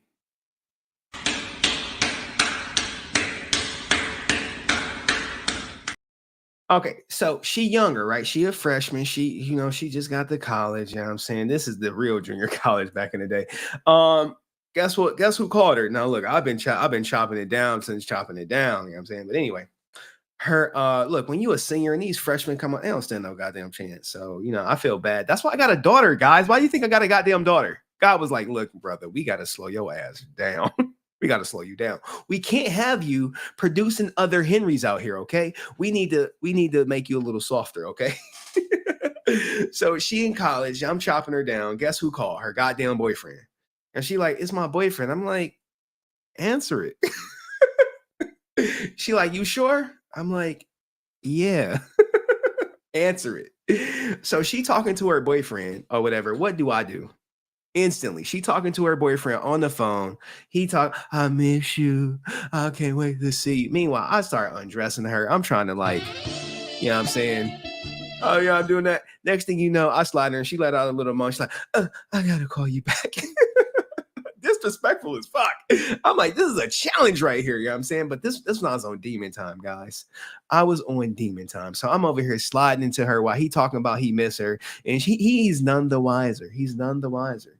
And then guess what? Guess what? She like, he want me to come back home so I can go to prom with him. Like, I'm like, well, go to prom, baby. Don't let me stop you. You know what I'm saying? Don't let me stop you. I want you to go to prom. In fact, send me some goddamn prom pictures. So next thing you know, right? Somehow he find out about me. And look, I'm like 21 and this dude couldn't be all of what, like 17 talking like big stuff. She like 18. I'm like, why you dating these younger niggas anyway? You know what I'm saying? This young ninja right here. You know what I'm saying? What is he? I got a car. I'm taking you out on dates. You know what I'm saying? He look, you in New York, you got to catch the goddamn train. I got a car. I'm not waiting on public transportation. What the fuck? Anyway. So this is what happens when these high school people stay together. But anyway, he was talking all this big shit. Like he gonna come on campus and beat me up for smashing out his girlfriend. Like, nope. Anyway. And shout out to her. She's still cool. She cool as shit. She cool as shit. She was cool about it.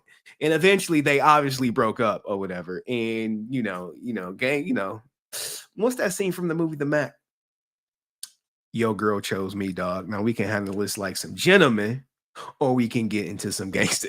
I mean, I wasn't gonna fight for it, but anyway, let's keep it going, guys. We got a schedule we got to adhere to. That was a little story time from shout out to the Green Range. Now look, we about to get a little darker, guys, because remember, he wasn't out the closet.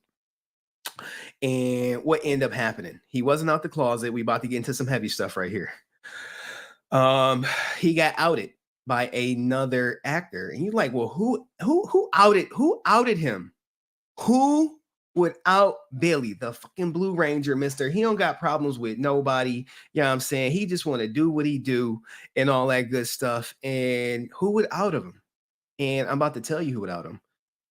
It was none other, right? You like, no one would out him. He's so nice. He's so nice. No one would out him. I'm like, sometimes people will speak off the cuff. Okay. They'll speak off the cuff. They'll speak out of turn. They'll speak out of character. And shout out to people who love this channel for my little stories. All 51,000 of y'all. If you love this channel, hit the goddamn like button. All right. So you like, who would out him? Okay. We about to show you. Who would out him. All right. Not Saban. It is none other than Mr. Walter White himself. Guys. And Shout out to my man Sean McAllister. He entered the chat, and we hope your mother is doing fine. I know she was in the ICU yesterday, so can we put some S's in the chat for my man Sean? You know, his mom was in the ICU yesterday. He's a contributor. He's part of the Resilient Army. Sam, and appreciate you, Sean. Welcome. We talking about the Blue Ranger. You missed a good funny hour and a half, but we about to close her down in a minute. So he gets outed, guys, by Bryan Cranston, Walter White, guys. Thank you, Sean. Appreciate you. Bryan Cranston apologized for offending gay actor who portrayed the original Blue Ranger after Breaking Bad star made an ill-advised crack about his sexuality before he came out. Like, goddamn. And look, guys, I do got a gay friend, and he cool. He's cool as shit, man. Oh, she's in the room now. All right, great. Sean gave us an update. She's in the room now. Great. Cool. Appreciate you for that update, Sean, because we a family on this goddamn channel, guys. Believe it or not, we are a family. So people, I be knowing all of y'all.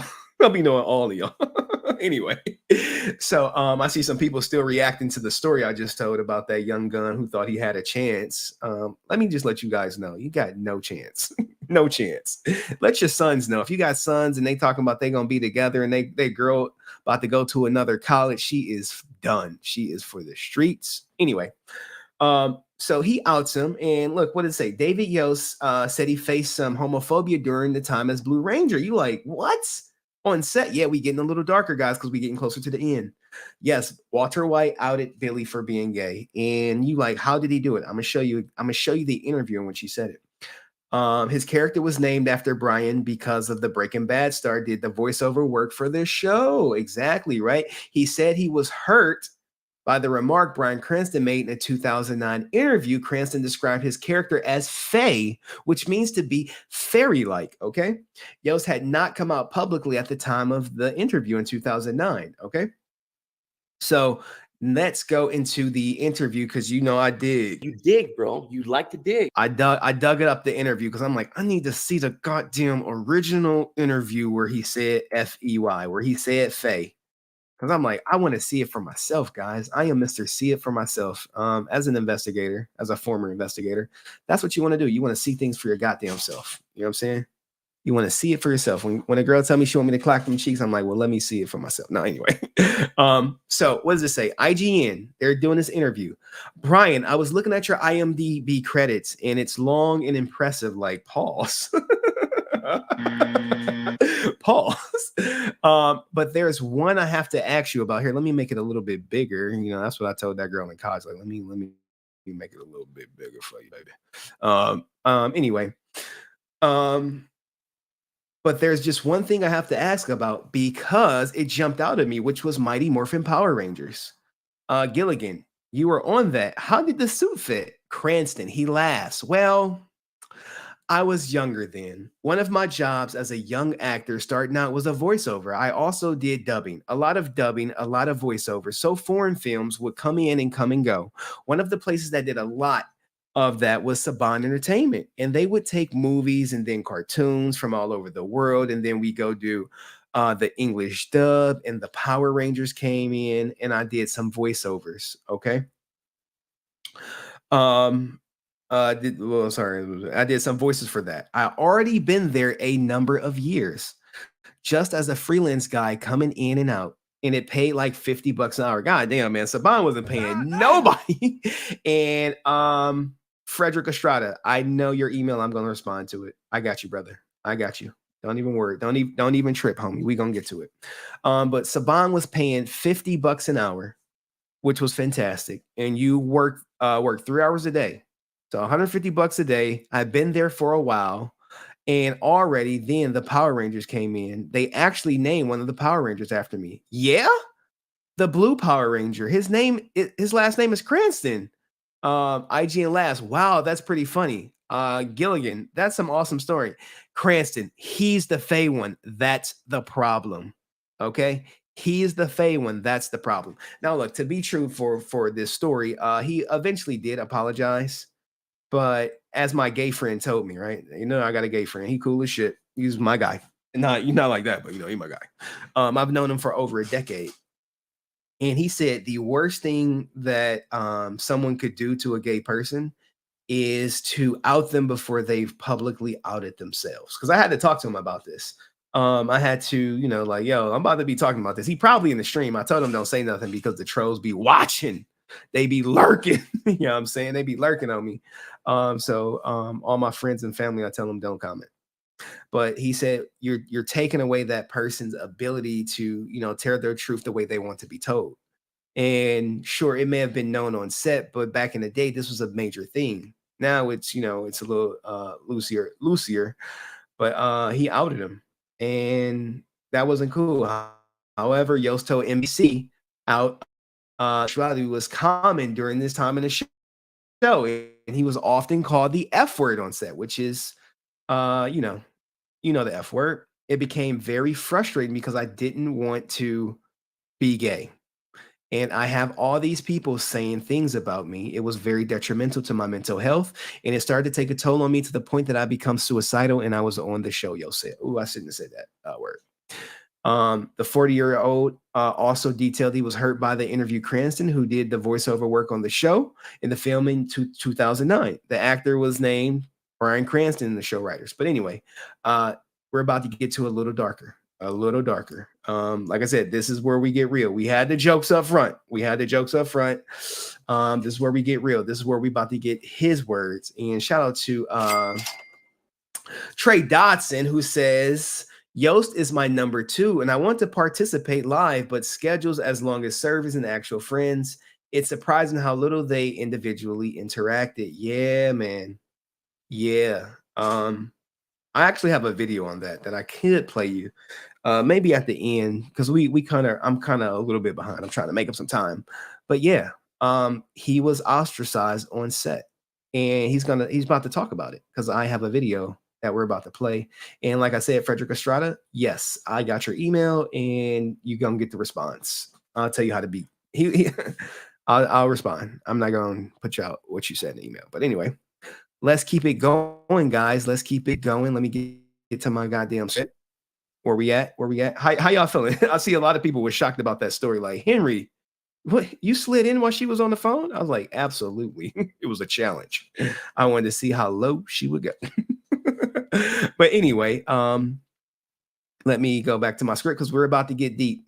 We talked about that. Now we're about to talk about him actually coming out as a gay person. Okay. This is where he comes out as a gay person.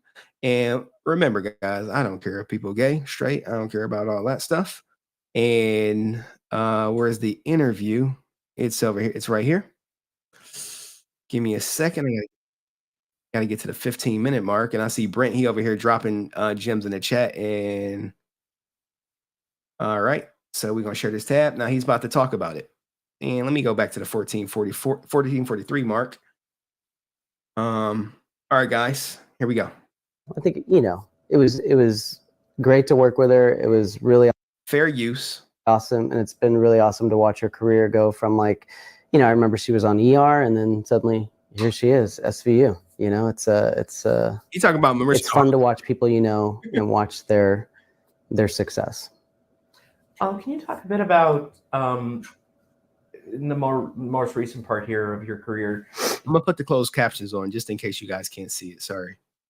I want you to hear this part because he about to let it all out. You've been quite active in the No Hate campaign. Mm-hmm. Can you just kind of talk about what got you involved with that and why you're a very big advocate? Well, as a gay person, I've been. You hear it? As a gay person, I'll rewind it. He's asking him about his involvement with gay rights. What got you involved with that and why you're a very big advocate? Well, as a gay person, I've been frustrated to be sort of mitigated to a second-class citizen. So when I'm an American and I don't have equal rights like other people, it's extremely frustrating. So the No Hate campaign obviously is a campaign for marriage equality.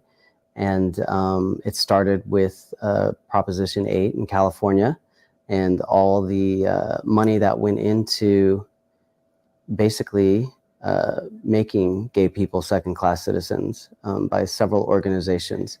So, and you know, me and my friend, we talk about this because I remember when it came through, his ass went and got married. I'm like, bro, what you doing? But so you know, it's he's obvious. still married. So shout out to him and his husband, and they got an interesting life going on.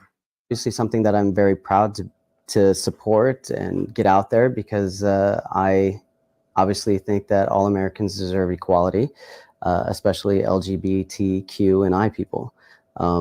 So you know, unless you really experience not having full rights, it's frustrating. So a lot of people don't really get the issues behind it. At one time, you know, federally, we're denied over 1,100 typical rights that a normal person, I should say, a normal heterosexual person would have. And we're not able to have that simply because of a bias to our sexual, the way that we are born. So, you know, I just want to fight for equal rights, and I've done several marches in California. Now, look, you know you real when you march for it, man. Like, it's one thing to say you support it. Look, I support it, but I'll be, you know, my friend, no, you ain't gonna catch me on that march, but he know you got my support. But that's just me. That is me. You don't got to be like me. You could be better. And Winter Light, we still got to get you a membership, girl. What's going on? For that, and the No Hate campaign is a great way to get the message out there, and I'm really proud of the work that they do. When fans meet you at Comic-Cons, do they just want to shake your hand, or just, hey, say I love, you know, say like, hey, I love you, I love the show? Now, to be fair, that's the only part I wanted to show for this interview. But what happens, right? Like, I know a lot of people feel some type of way about, you know, gay stuff being on TV and all that good stuff, and you know, that's your prerogative. But me, I'm like, look, guys, just like this stream, we talking about gay rights and everything, or Davidyost, you don't have to watch it. That's what I always tell people. Like, look, if you don't like the gay stuff, just don't watch it. But you know, people will complain. Now we about to go a little deeper, guys. We're going down to see exactly who. Winter Light, please click on the freaking gift in the chat. Winter Light, click the gift in the chat. I just gifted another membership. I'm hoping you grab it. I'm hoping you grab it, Winter Light. Anyway, that's what I'm talking about. We're about to go a little deeper, guys, because this is who he really is. This is who he is, and now he's about to talk for a decent amount about further being gay and some of the challenges he faced while being gay on this this interview he did with Brent's girl, Karen Ashley. Karen Ashley, she did an amazing interview, because this was back in the day. Back in the day when and look, Winter Light did not get the gift thing again. Winter Light, what you doing? All you gotta do is click it. But shout out to Big Dire Wolf for snatching up the membership. Winter Light, girl, please, what are you doing? Get the goddamn membership. Get the Winter Light. I'm talking to you. Click in the chat. Scroll through the chat. Winter Light, come on. Everyone's rooting for you. Like, come on, Winter Light. You can do it.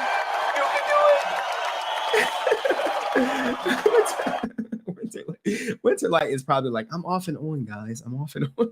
I'm off and on. But anyway, we're about to go deeper into the struggles he faced with being gay. And if you need help, start talking to people. She missed it again. She missed it. Winter Light, you're gonna have to message me. It's all good. It's all good, Big Dire Wolf. We big dogs in the house. All right, let's keep going down. Let's keep going. Everyone's gifting these memberships, and Winter Light is not grabbing them. But I appreciate you. As a community, we try to get everyone in the chat. And Winter Light is maybe she's not watching. Maybe she look everyone. The more we give, Winter Light she is going.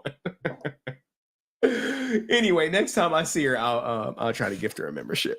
Anyway, let's keep going down the list, guys, because I have a big show. Thank you guys for donating those memberships to try to get Winter Light. Okay, so here's the interview she did with Karen Ashley. And it's a phenomenal interview, guys. Oh, very underrated. And this how look. It only has 401 views. 401 views. It should have 400,000. I'm not lying. It should have 400,000. It's so good, but we're only going to take a piece from it, just a piece. Okay. And we really don't need to make it big. There's no animation or anything. But shout out to all the new members. Shout out to everyone who donated. I appreciate you guys. School my whole life.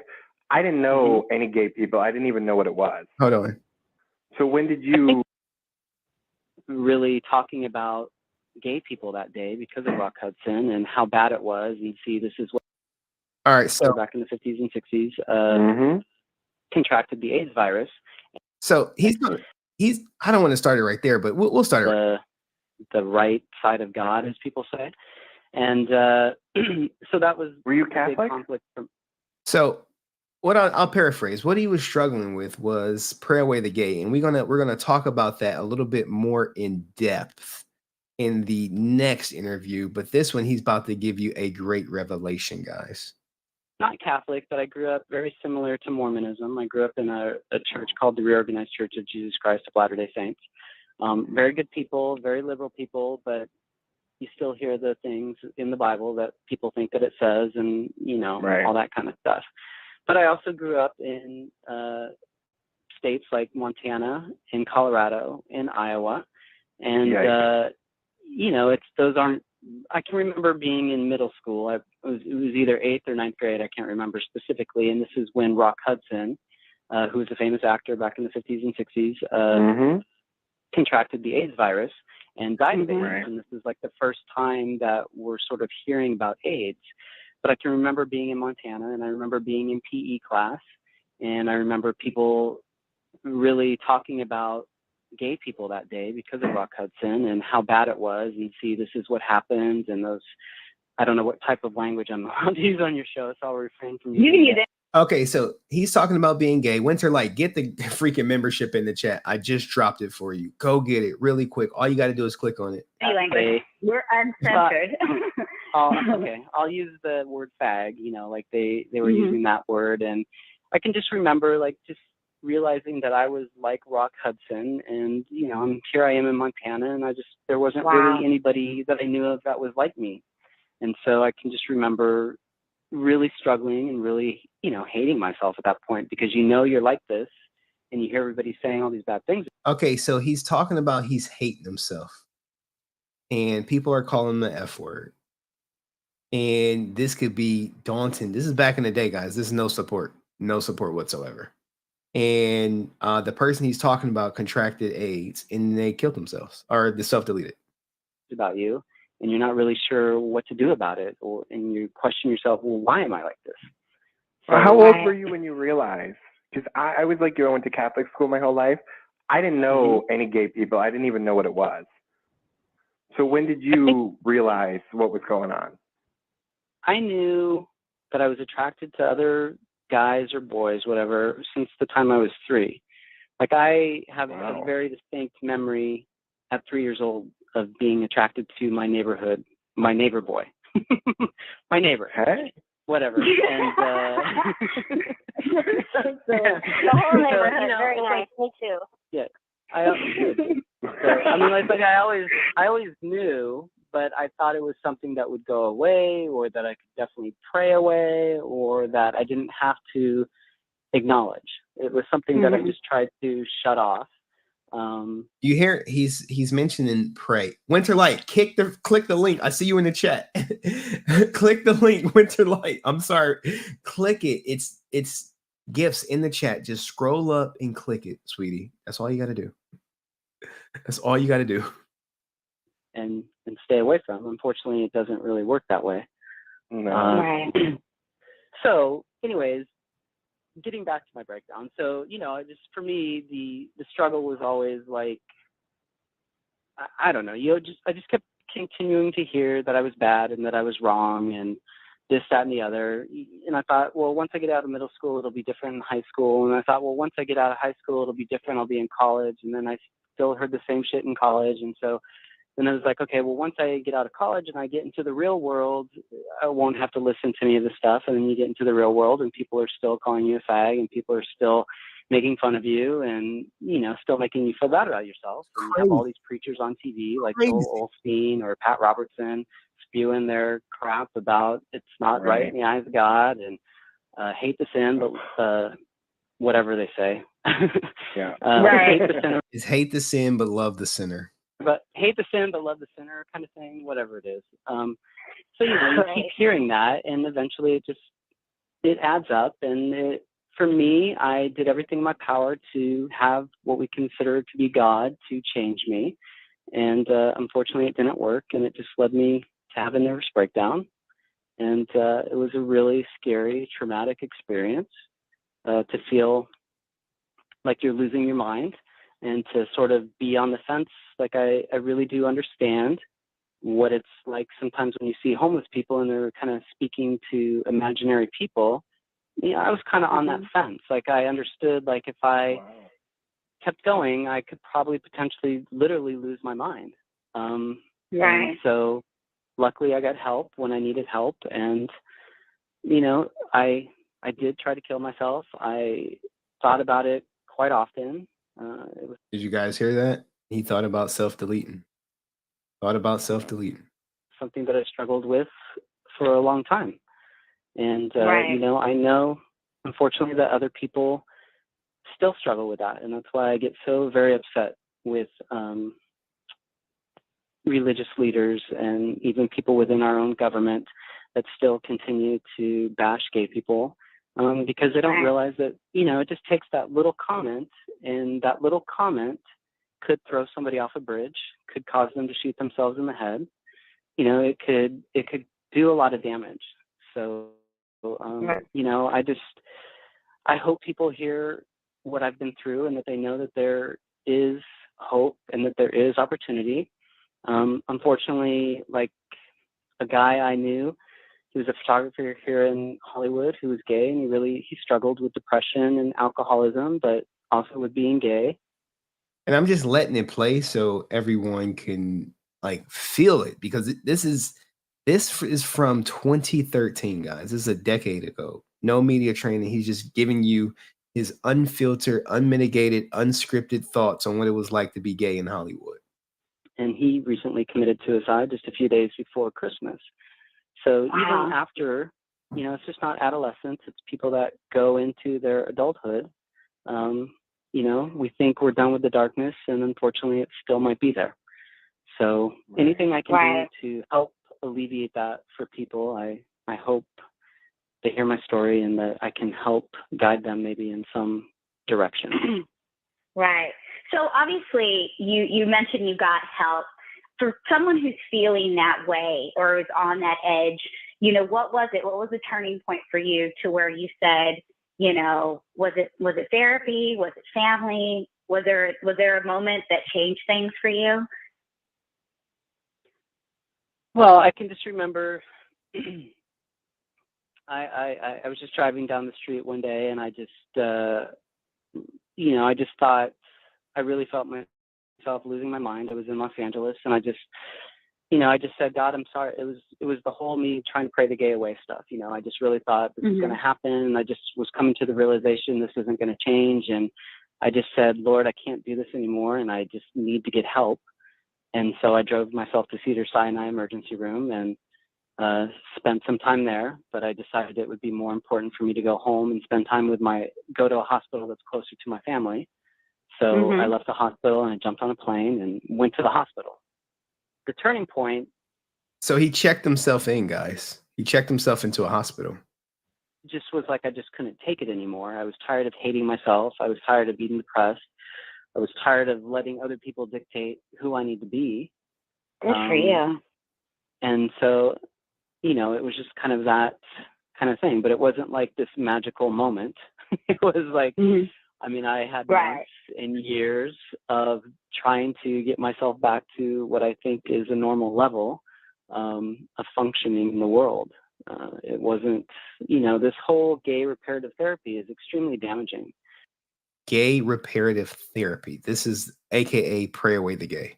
And I don't care what anybody says or what kind of stuff that they put out there as far as scientific evidence on one side.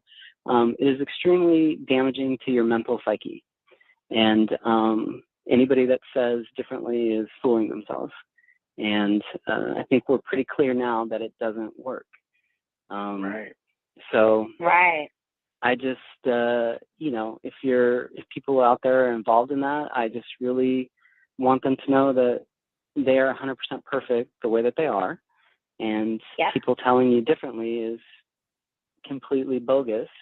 And I'm sorry, I'm sorry that these types of things exist, because they create a lot of damage. As a gay person, sometimes you're already damaged as it is, because, like I said, when you're growing up, you hear all these bad things. So you automatically think you're bad, and then you think you're getting help, but the help that you think you're getting, they're continuing to tell you you're bad. They're not helping you accept yourself. So it's, I don't know, it's a vicious circle. All right, guys, that is him talking about, being gay. And we about to go deeper, guys. We about to go deeper, and then we're going to get into the scripts. Shout out to everyone who's been contributing. Shout out to Sam. What does Sam say? For the desktop, and like the stream, everyone. Yes, if you're new here, please like the stream. And please like the stream. And my mods, I see they be accidentally deleting stuff. But anyway, look, I told you my cousin was gay. And that was my cousin, man. She self-deleted. I don't think it was because she was gay, but she was going through some other stuff.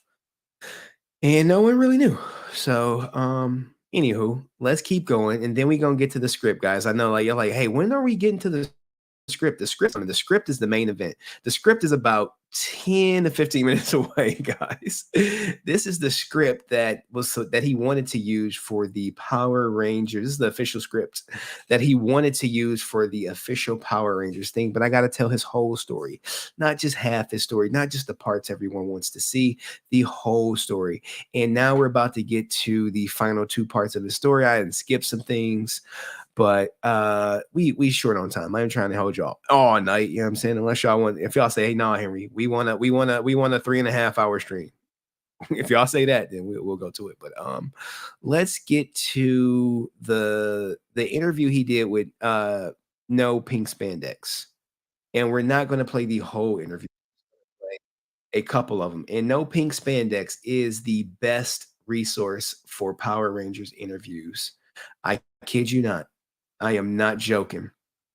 And we're about to get to the where are we at? Right here, where he talks about why weren't you in the Power Rangers Zeo? I mean, we could do funny moments. We could let it rock. We're gonna let it rock for a little bit. Let's start right here. We'll start right here. I don't really know the whole story of how this all went down, but So the question was, I'll go back. Give me a second. I'll go back behind the scenes and cut scenes from the movie. There we go. And yes, Brent, I did get your email. I got a lot of people's email, but I've been so busy. I got to respond. If you guys want to email me your pictures, I'll definitely show them after stream. I don't really know the whole story of how this all went down, but the girl who played Dulcia, Gabrielle, she got sick and she had to go into the hospital and have surgery. And so she couldn't do the movie. So they had to recast her, and they recast her with Mariska Hargitay. I can't say her name right. So she was cast as Dulcia. And so we went in and we filmed a ton of stuff with her. And that was part of, Dulcia was giving us each powers, and we had to be put to a test. And I think that was my test. I had to learn how to do these sticks and go out and fight with all that stuff. And so I know we shot that, but it didn't make it into the movie because I guess the studio wasn't happy with the way that the movie was going. I don't want to say that they weren't happy with Mariska. I don't know if that's the truth. It just Mariska Hargitay, the queen of the SVU. So this is behind the scenes. Wasn't ending up right. And at that time, Gabrielle had recovered. It was like 4 weeks or 6 weeks later. And so they said, okay, well, let's bring her back. So they let Mariska go and they brought back Gabrielle. And we filmed with her, and they had cut all that. They cut all that stuff out. And I don't think we had to do anything anymore other than stand by fire. It blew dust on our face, and there you go. So that was easier for us, or easier for me. So yeah, there was a lot of stuff that got cut. I know the studio wasn't happy with the way that it was turning out. Okay, so basically, she asked him what was behind the scenes, and that was his story about the whole Mariska Hargitay was about to be in there, but then she got sick and she wasn't. Could you imagine if she was going to be in there? That would have changed her life. But I think it's better this way. Give me a second. A gift is for you. Third time's a charm. I think I know we had rats as instead of putties, we had rats. And the studio was like, no, they don't like the rats. So then we had the tengus, the birds, and birds, guys. You remember the those birds? were amazing. Those stunt guys. Many props to them for the things that they did. I mean, I just remember we worked in a pit, like a construction pit. They were building a high rise, and it was just this. I think it's 8 or 10 stories down in this construction pit, and. All right, so they're building a construction pit, and what does Winterlight say, guys? I'm screwed. Got locked out of Google. I had to reset my password. Man, we didn't try to give you so many memberships, Winterlight. It's just not happening. Let's get to the funny moments or whatever. So these are the funny moments. We heard the first part was Mariska Hargitay. She got sick, and then they replaced her ass ASAP, expeditiously. We would just get the. I know Amy Jo and I would get the giggles a lot. We would just have to look at each other and we would start laughing. And she's so much like she's a really close person to me, and she's so much like a sister to me. And so she and I have always had a great chemistry together. And Jason and I were really good friends, and he and I would joke around all the time. He's a little. Look, Jason did him dirty so many times. He made him eat a fly. He broke a brush over his head. Prank on, prank on, prank. What's the word I want to use? I'll just say a trickster. He likes to play a lot of practical jokes or just do mean things. And You like to put a fly. yeah, he put a there you go. He put a fly in a peanut butter sandwich. I was stuck on set and I couldn't leave set to get food from craft service, and I was starving, and I was just like, oh, could somebody make me a peanut butter and jelly sandwich or whatever? And he's like, oh yeah, I will. And I thought, oh God, that's so nice that he's gonna do that for me. I remember thinking in my heart, wow, that's so nice that he's doing that. Little did I know that he had placed a fly in that sandwich, and he brought it back to me, and I ate it all and didn't find out till afterwards that he's like, oh my God, dude, I totally put a fly in there. And so I ate a fly. That's what I get. And, he was just always doing crazy stuff. Look, I had a couch in my dressing room, and I came into my dressing room one day, and he had signed to Dave, I'm the best Ranger ever, or something like that. Jason David Frank Thomas. Because Jason was the best Ranger ever. They had a really close relationship, and I'm gonna show you. Trey Dotson brought something up, and that was part of my show. Like, he signed my couch. So for I don't know, a good 2 years, I had this couch with his signature all over it. So thanks, Jason. And he broke a brush over me in the wardrobe room. He just came in and went, and the brush snapped on my head, and everybody was like shocked and felt sorry for me. But it's all good. So it's just joking. It didn't hurt. I don't remember it hurting anyway. Yeah, it's just jokes, guys. It's just jokes. That's how people joke around. Look, I ain't ever joking around like that, bro. Don't ever do no crazy shit like that to me. And we might be fighting afterwards. Okay, while we're in Power Rangers Zeo, okay, but before we get to that, right, I'm going to show you how close they were. You're like, Henry, we know how close they were. Do you? Because I had something planned that I wanted to show you guys that I don't want to skip over. I know we're short on time. Where are we at? Right here. This is a vlog from JDFFNN, right? He invited him to his home to do his Christmas giveaway. Okay.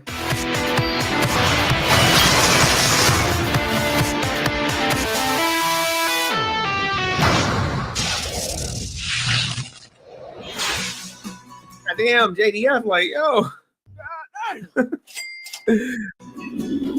Hey, hold on. What's up, man? Is the car's not there yet? No, it's been in here for like a half hour. Dude, can you morph? Can you teleport? Jenna wants to. Okay, close your eyes. Let's do it. Close your eyes. Touch your watch with 2 fingers, and blink and click your slippers 3 times, and I'll see you here soon. Now, look, you gotta appreciate the special effects. We're not gonna watch this whole video. We just gonna watch a clip just to show how near and dear they were friends. They were really close. Tammy, guys, Jenna, Tammy, Dave's here. No, dude, we don't want to buy anything, dude. Oh my gosh. How crazy. Wow. Look at this place. So, after Look at this. Look at Tammy and a very stressful trip to get to look at a young Jenna. Look at Tammy. Houston, I finally arrived at JDF's house. I am actually really glad to be here because I get to go help him out at Clothe a Child, which I think is a really amazing charity. And obviously, I'm very honored and humbled to be a part of it. So I'm glad that my trip kind of worked out to be here at the same time for that. So I hope to have a good night. So tonight's a very special night. Every Christmas holiday, Pastor Keenan has Clothe a Child, which is ran by Crosby Church. Pastor Keenan is an awesome. Yo, Winterlight just gave up, guys. She just gave up. She said, look, I'll get help on this tomorrow. So I'll be ready for the next time. Love you, Henry. Love the stream. Love you too, Winterlight. Oh, my goodness. Dude, this guy can break bricks, rip phone books. I mean, he does a. Look, we're not going to watch the whole thing. We're going to get back to the video. But JDF Crib was on Smash. And this is actually a decent one. But JDF, Davidyost don't really talk too much in it. So we got to get back to part 2, back to where we were, right where we're about to answer the heartbreaking question, guys. Oh, why were you not on Zio? Right here. Why were you in Power Rangers Zio? Now, this breaks his heart, and then we're going to get to him quitting, and then we're going to get to the script. It's kind of a convoluted question for me. And I'll just give an answer that the creators would want me to give. So, there comes a time. Give us the real deal, bro. We don't give a hell what the creators. Give us your point of view. And when you kind of outlast the series, whatever, and they just probably felt it was time for Billy to move on. So I just remember getting a phone call just saying, look, you're not going to be a Power Ranger anymore, but we're going to leave you on, and you can be Billy, and you'll just be an advisor and helper to the team. And I was like, okay. So that was how that came about. And then your reaction was what? Okay. My reaction is, oh, yes? Yeah, your reaction, yeah. Yeah, my reaction was, obviously there's a little bit of a disappointment, but at the same time, I can sort of understand where they were going with the show. And I think Haim Saban, the creator, always liked the idea of how it was going in Japan. I guess they replace the actors every year. No, they replaced them because of the stuff ASJ pulled. They replaced them and didn't see no dip in numbers. It was like, these guys are replaceable. And I know he always liked that concept because we would hear that all the time, like you can be replaced. So, and I just think for him, he was sort of basing it on, I don't know, I can't speak for him. And I don't mean any disrespect on any level, but I know that was sort of a thought process. And that's sort of how the series went after, I don't know if it was after Zio, because I never really watched the show. So I know they started replacing the cast, it seemed like every year, sort of, and it kind of got into that routine. And I don't know if that's what he's going to do now. I hope he doesn't. Yeah, I hope he doesn't, because I think, and I can't speak for fans, I don't know, but I think the original cast, we had such a great chemistry working together, and I think the fans. I want to know what his definition is of original cast. Really enjoyed us, and I think when the movie came out, a lot of people were like, wait, they didn't know how to react to it. All of a sudden there's 3 new people, and I don't know, I just got a lot of mixed emotions from people when that all took place. But so, I think he's picked a great network for the new series to come on. I love Nickelodeon, and I think, I don't know, I really have a good feeling about it. I don't know if it'll have the success that the original Power Rangers did, but, and I know he looks at it from a business standpoint of it's sort of just a 30-minute toy commercial. So for him, it's about selling toys. It's not about the actors per se. So it's never about the actors, because the toys were the biggest moneymaker, guys. That's great. I get it. So, I wish him the best of luck, and I hope I hope it's as successful as it was before, and I just hope that he keeps the cast around for like maybe 3 seasons and then maybe decides to replace it. Nope. He ain't keeping the cast around for nothing. All right. As it So was before, and now it's about to get a little bit more realer. And the reason I was spamming Brent because y'all keep going back and forth with Brent. I don't know why y'all be entertaining Brent. I keep telling y'all to just ignore him, but y'all be like, no. I'm gonna set the record straight with Brent. I'll be like, y'all, he baits you guys every time. Y'all fall for it. But shout out to Brent for getting y'all riled up in the chat. Little controversy sales. Okay, so look, we're about to talk about a couple things. Why did he leave the show? And we actually gonna let this rock, and then we're gonna get into the entire script. I know it's been a long show, guys, a little bit longer than I anticipated. I wanted it to be 2 hours, but goddamn, this content is so good. And y'all got me on story time, and then I see y'all arguing with Brent, and I'm like, why y'all be arguing with Brent? Why? Why? He be baiting y'all. Anyway, this is where it's about to get real. Why did he leave the show? All right. And you know when I drop the link, Brent gonna come up and he's gonna be like, I'm ready to kick y'all back in. I just hope that he keeps the cast around for like maybe 3 seasons and then maybe decides to replace him. So this is why did he leave the show, guys? It's a good question. It's actually a really serious question for me. So if I cry, I apologize in advance. So yeah, for context purposes, this is from 2011. Give me a second. It's from 2010. Sorry about that. This is from 2010. All that me getting old and going off to some foreign planet or something, I don't know. I wasn't there for any of that. I don't know anything about it. I've never watched the episodes, but I walked off set one day during the middle of lunch, during halfway through the day. I just had made a decision. I'd been thinking about it for a good week. And the reason that I walked off is because I was called faggot one too many times.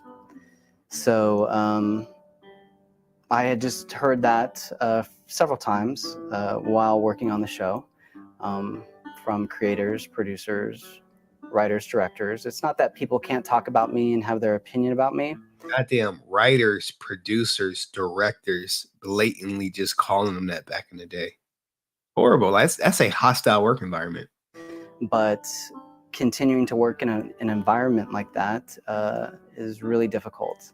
And I myself was struggling with who I was or what I was, and to be made fun of on some level, or to be stereotyped or put into a category and sort of saying you're not, basically I just felt like I was continually being told I'm not worthy of where I am because I'm quote unquote a gay person and I'm not supposed to be an actor and you can't be a superhero. That's sort of the vibe that I was getting. And I know that my co-stars were called in a couple times to different producers' offices and questioned about my sexuality, which is kind of a humiliating experience. That is crazy. So they called in Red Ranger, Green Ranger, yellow, black. Hey, do you know about Billy? Like, that shit would be humiliating, bro. Experience to hear that and to find that out. So there was just a lot of issues. It just felt like a bad marriage. And I could either stay and finish 6 more months, do the second movie and finish 6 more months of the show, or just, I don't know, I guess I was kind of worried about my life. I was worried that I might take my own life. Too. So in order for me to get a handle on what was going on, I needed to leave when I left. And so that's sort of why I left the show. Okay, what did you do to find peace after leaving the show, guys? This is very telling also. What did he do to find peace? Well, it gets worse. So I left the show, and instead of learning to accept myself, I decided, well, I need to get rid of this. I need to get rid of being gay somehow. So I did what they call pray the gay away, where you sort of believe that God's gonna somehow come down and change you. And I spent a good 2 years trying to do that. and trying to change who I was. Now you're gonna get me to cry. And it eventually led to a nervous breakdown where I had to check into a hospital and try to start rebuilding my life and trying to start rebuilding my life and start accepting who I was. So I went to a hospital for 5 weeks and just sort of started dealing with things. And after I got out, I went on vacation with my dad to Mexico, and I was like, wow, it's really pretty here. So I decided, well, I'm just gonna move to Mexico. And so I moved to Cabo San Lucas for pretty close to a year and just sort of try to hang out there and get my head together. And that's kind of been that. But, you know, I will say that having a nervous breakdown is probably one of the most horrific things that I've ever had, and it's something I will never forget. And it frustrates me that I hated myself on such a level that I couldn't accept myself. Wow, guys. I mean, what do you think about that? You check yourself in, you go, you move to Mexico. Because I believe at that point, you have to get out the States. You got to go where people don't know you, where maybe you can just openly live your life without being judged or persecuted, things in that nature. So now from work, what did he do from working on the camera to working behind the camera? This is where he talks about his production life. And this kind of leads us into how we get into the scripts. Well, I think even working on Power Rangers, I always had I just was always fascinated by the behind the scenes stuff. I think if I would have stayed on the show, if I could have worked out the issues without leaving, I think I would have figured out a way to become a director on the show. And I know I had talked to one of the producers about doing that, and it probably would have worked out on some level. I just like the whole idea of bringing all the elements together. Maybe it's a control thing. I don't know. But you know, it's fun as a producer to get to sit in casting sessions and watch actors come in and portray the role and figuring out who it's going to be. It's fun to work with scripts and sort of do the rewrites and create something out of nothing. It's fun to find the crew. I love looking for directors and writers and wardrobe people, makeup people. It's just fun. You know, everybody's an artist, and I love that people follow their passion on some level and what they bring to the table. So I just knew if I wasn't going to be an actor, I have to be in the entertainment business somehow, because I think that's where I'm supposed to be, and that seemed just like the natural progression. Okay, so he has to be in the industry no matter what, guys, no matter what. Now, he's about to give some more advice to people in his similar position, or this is advice way back in the day, which is ironically still applicable today.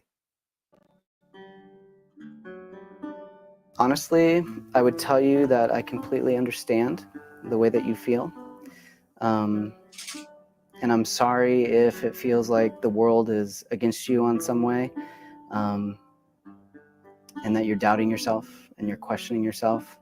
I know that there are hotlines out there for you to call. If you're like me, there's a great hotline that you can call the Trevor Project, which is a national crisis hotline for LGBT. I wonder if the Trevor Project still operational, because I didn't look into it. And I'll say I now, children who are questioning their sexuality or just questioning who they are and not feeling good about it and they're thinking about taking their life. I highly recommend that you call this organization and that you talk to a counselor, because people are there to help you. And I think it's really important that your presence is on this earth. I understand what it's like to be beat up. I understand what it's like to be called names. Me personally, I've been spit on. I've had food thrown at me. And yo, this is crazy. See, it's different for me. You did any shit to me, yo, we fighting. I don't care on God. I've had my life threatened simply because of who I am. And I know the humiliation and the self-hatred that comes with that. So my heart goes out to you. And I wish I could be there to hug you or tell you everything's going to be okay. Unfortunately, I can't be in everywhere at the same time. So just know that there's help, and know that there's people like me that care about you and want to see you around. Facts, man. Like, yes.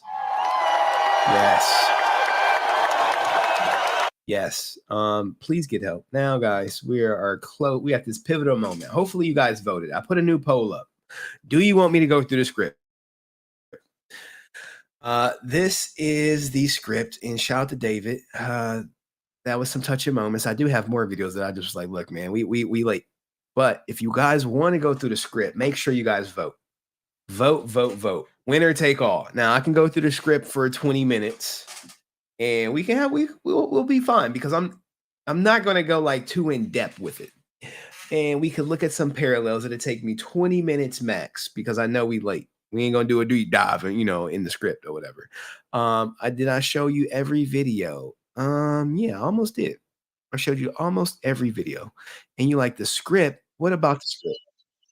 What is the script? So while you guys are voting, I'll give you like a little intro to the script or what it's about. All right, so we're gonna share this tab. He's about to talk about it. Please vote. I sniff. Yeah, I mean, for those of you who don't know, I have been working on a reunion series myself. It's called Mighty Morphin Power Rangers, the Quantum Continuum 8-episode limited series, and each episode is about 40 to 45 minutes, and it would bring back the original cast, including Trini and Bulk and Skull. And Trini's not being replaced, just so you know, but she's in every episode. And so, I've been. So he's talking about the script, the Quantum, I forget the name of it, in all honesty, but we're going to get to it. Sniffing and talking, and I'm doing everything in my power at this point to bring it to fruition. I've been writing it. I reread so much this morning, and I'm excited about it. And I think if it comes to fruition, you guys would be really excited about it too. It's a little bit darker. I say it's Riverdale meets Star Trek meets Power Rangers. All right. When you say a little bit darker, I was like, I have the first 2 episodes. And I was like, it don't seem super dark, but everyone's definition of dark may be different. So it's sort of those 3 genres kind of all combined. And villain that is infiltrating Earth, and it's up to the original team. I mean, really the only team to save planet Earth. The only team. Did you hear him just disrespect every other team? Like, yo, he came in, he said he wants all the smoke. And how we come back together. You see where we've been in our lives, who we've been married to, who we're divorced from, who we've had kids with, how many kids we have, all that good stuff. So it has all of it. It's got drama, obviously comedy because it's Power Rangers. So, you can only take it so serious for so long. But, I tried to make it a little bit elevated to reach the demographic of 18 to 40-year-olds. So that's what I'm sniffing around about. Good. All right. Look, guys, the votes have been made. You guys want me to go through the script, which I am going to do because, look, I work for you guys. Most of y'all in the Resilient Army, y'all voted. 69% of y'all said, run that goddamn script. I see people in the chat like, look, it's only 9:30 here. I don't know what people are talking about. So this is what we're going to do. I've been drinking a lot of goddamn water. So with that in mind, we're going to take a little bathroom break. And then you guys will be back. It'll probably be like a 30 to 40 second bathroom break. I pee pretty fast. Okay. So we're going to take this bathroom break and then we're going to get back into it. You have a mandatory overtime right now. Hey, I work for y'all, guys. I work for y'all. Y'all join y'all support the channel. A lot of you have donated financially. It would be a shame of me to quit on you when you've helped basically lift this channel up. So I'm gonna play a small commercial. I'm gonna go drain the vein, and then I will be right back in hopefully a minute or less. Hey, Hiroki and Taka, it's me, Davidyost, the original Mighty Morphin Blue Power Ranger. Hey, happy Valentine's Day to you both. I want to say thank you so much for being fans of Power Rangers. It really means the world to me, obviously. I know you might have been having a little bit of a difficult time because of the passing of my good buddy JDF, and you know, we're all still dealing with that and trying to cope the best that we can. So I know Jason is very appreciative of people like you, and I know that he made such a huge impact on so many people's lives, and obviously he made an impact on your guys' lives. So you know, we have to keep moving forward, but we'll always keep JDF in our thoughts and our memories and all the amazing things that he brought into this world and the amazing light that he was. So, you know, let us on this Valentine's Day look at love in so many different ways, and let us appreciate the love that we had for Jason David Frank, and his love for his fans and everyone else in the world. So happy Valentine's Day to you both. I hope that you have an amazing day and that you take some time to really celebrate together, and maybe in your own mind, remind yourself, what was it about this person sitting across from me that attracted me to them? I'm back. You know, it's like, what's the thing? Guys, do you think if I go pee, someone's gonna kill me? All right, so let's go through the script. Y'all wanted it. Y'all said, hey, go through the goddamn script. All right, we're about to go through the script. All right, so this, let me scroll to the top. Let me put myself out the way so y'all can see it. We're gonna make it nice and big for y'all. And this is the script written by Davidyost that he wanted. Yeah. How did you pin them? No, the bathroom is like right around the corner. All right, so let's add this to stream, and there you guys go. So Continuum, written and created by Davidyost. Now, we're not about to go through the whole entire thing because it'll take 44 minutes, and we're not about to go line for line. Did I wash my hands? Nope. I'm clean, Cheyenne. Trust me. So Continuum, written and created by Davidyost, based on the original characters of the 1993 to 1995 Mighty Morphin Power Rangers season. So this is kind of like a continuum, okay? Continuum. Things to remember, okay? Things to remember. This is just a story. Tone is Riverdale meets Star Trek meets Power Rangers. What you consider or think is canon may not be in this story, so you don't have to worry about canon, okay? Please forgive all grammatical errors because he didn't run it through Grammarly. He was like, no, I'm not running it through Grammarly. Misspellings and other mistakes. Thank you for taking the time to read this. Enjoy the journey. All right, guys. In a land far away. No, we're not going to do that. To be considered fan fiction at this stage. Okay. All right. Let's see how it starts out. Can you guys see it? Let me make it a little bit bigger. I want you guys to see it. And you can actually download this too if you want to. It's like, I don't know why he didn't like advertise it as much. But I have this episode, and then maybe we'll do a deeper dive into the second episode. So we'll just go through the first page just so you kind of get a tone. Black screen, the communicator sound. Do I have that? I think I may have that sound, guys. Do not have this freaking sound. Oh, man. I don't got the sound anyway. The communicator sound. It's hard as it's slowed in somber pace. Suddenly, a flash of lightning strikes through the screen, and ironically, an iconic Mighty Morphin Power Ranger lightning bolt appears. Cut to gray sky day. Aerial view of rain, clouds floating in the sky. Lightning and thunder give way to the sound of distant drums. Boom, boom, boom, boom, boom, boom, boom, boom, being beat. Buddhist chanting is heard. Below, we see an aerial view of Angel Grove. The drums and chanting get louder as we begin the soaring towards the town. Boom, boom, boom, boom, boom, boom, boom. Accelerating faster and faster until we abruptly halt at the doors to a Buddhist temple. I know, right? This is me being all extra reading it. Buddhist Temple Day. The large ornate wood doors to the temple open slowly. Buddhist Temple Day continuous. All right. The room is filled with mourners. We move down to the center aisle past the mourners. At the end of the aisle, we see a Buddhist altar, a casket with draped in sheer yellow fabric. In the closed casket lies Trini Kwan. The Buddhist monks finish their chant with the sounds like the Swartz, Go, Go Power Rangers. Buddhist monk number 1.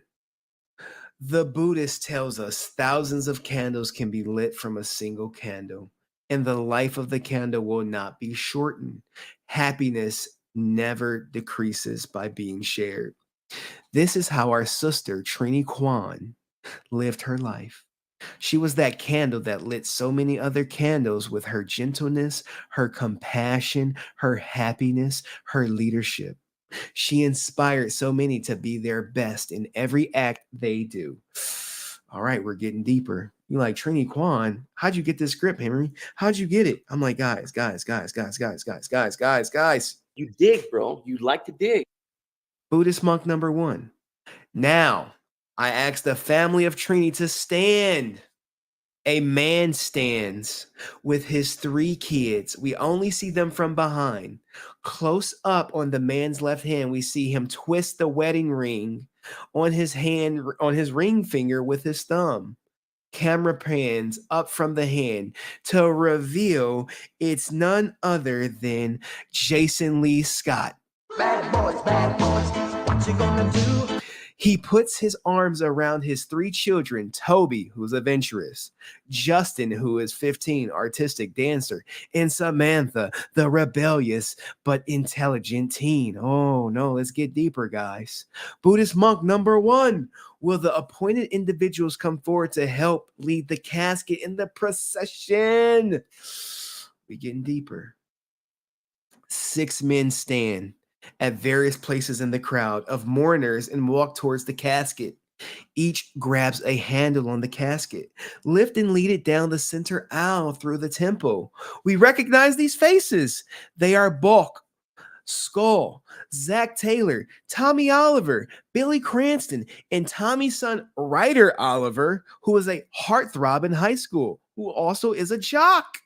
Jason, his children follow behind the casket. Oh, we getting good, guys. We getting good. This is a regular telenovela. As the casket is led through the temple, we pass Kimberly Hart. Kimberly Hart with her daughter, Jasmine, who's a 16-year-old, shy tomboy, as well as Zach's daughter, Anastasia, who's 16 and a beautiful dancer. What do you know? Kimberly wipes tears from her face. She and Tommy share that one look that they had that one night when they were like... Kimberly lays a yellow rose on the casket as it passes. Cut 2. Jason and Trini's house foyer. We're at the midday, guys. Midday. Jason stands at the front door saying goodbye to 4 mourners from the service. Bulk and Skull approach. Jason says, "Thank you both for being here and helping out with the service. It means a lot to me, and I know Trini would be extremely grateful." Oh my goodness. How's my reading doing, guys? Is it a win? Skull says, "She was a great boss and the best mayor Angel Grove has ever had." So she was the mayor, guys. She was in politics. Bulk, "I'm really sorry, Commish. We know you both since high school." Oh, so he's a commissioner. He's a commissioner. Bulk says, "This has been devastating for all of us, for the community." Jason, "Yes. Yes, it has. See you Monday, Sheriff." Okay, so Bulk is a sheriff, guys. Like, you see how they're just dropping their names? Bulk says, "I'll be their commissioner, but you should take some time." Okay, like, guys, what do you think of this? Is this a win or is this a what are we doing? All right, so let's get to it. Once we figure out how Trini transitioned, then we'll go to the highlighted parts. Okay, Bulk says, "Get some rest, Commissioner." Bulk and Skull shake hands, hug with Jason, and they leave out the front door. Jason closes the door. and leans against it with a heavy heart. Influence films like L. Okay, I don't know. Is my reading good? If the reading is good, let me know. If the reading is bad, be like, hey, we don't need all that extra shit. Just read the script. I'm trying to make it entertaining for you guys if you haven't noticed. Okay. So, Trini's house, living room. Jason walks to the couch. Jason, guys, walks to the couch and sits next to Kimberly and Jasmine. Zach, Billy, and Tommy are around the kitchen island in the background. Ooh, they said my reading is good, but the story is weak sauce. I feel like I'm in high school again and say, Henry, you gotta read, goddamn it. I'm like, God damn, I just read. I'm calling someone else. All right, I'm here. Zach, Mr. Hip Hop Keto. I guess it's just down to the old gang now. Jasmine, remember, Jasmine is Kimberly's daughter. I'm going to go up and hang out with everyone else upstairs. Kimberly, okay, sweetie. Kimberly follows her daughter as she leaves. Kimberly continued. Jasmine turns her back towards her mom. Kimberly says, I love you. Jasmine smiles at her mom and leaves up the stairs in the background. Kimberly continued to beat to Jason. How you holding up? Well, he like, I'm about to go to jail. I just lost my wife. All right.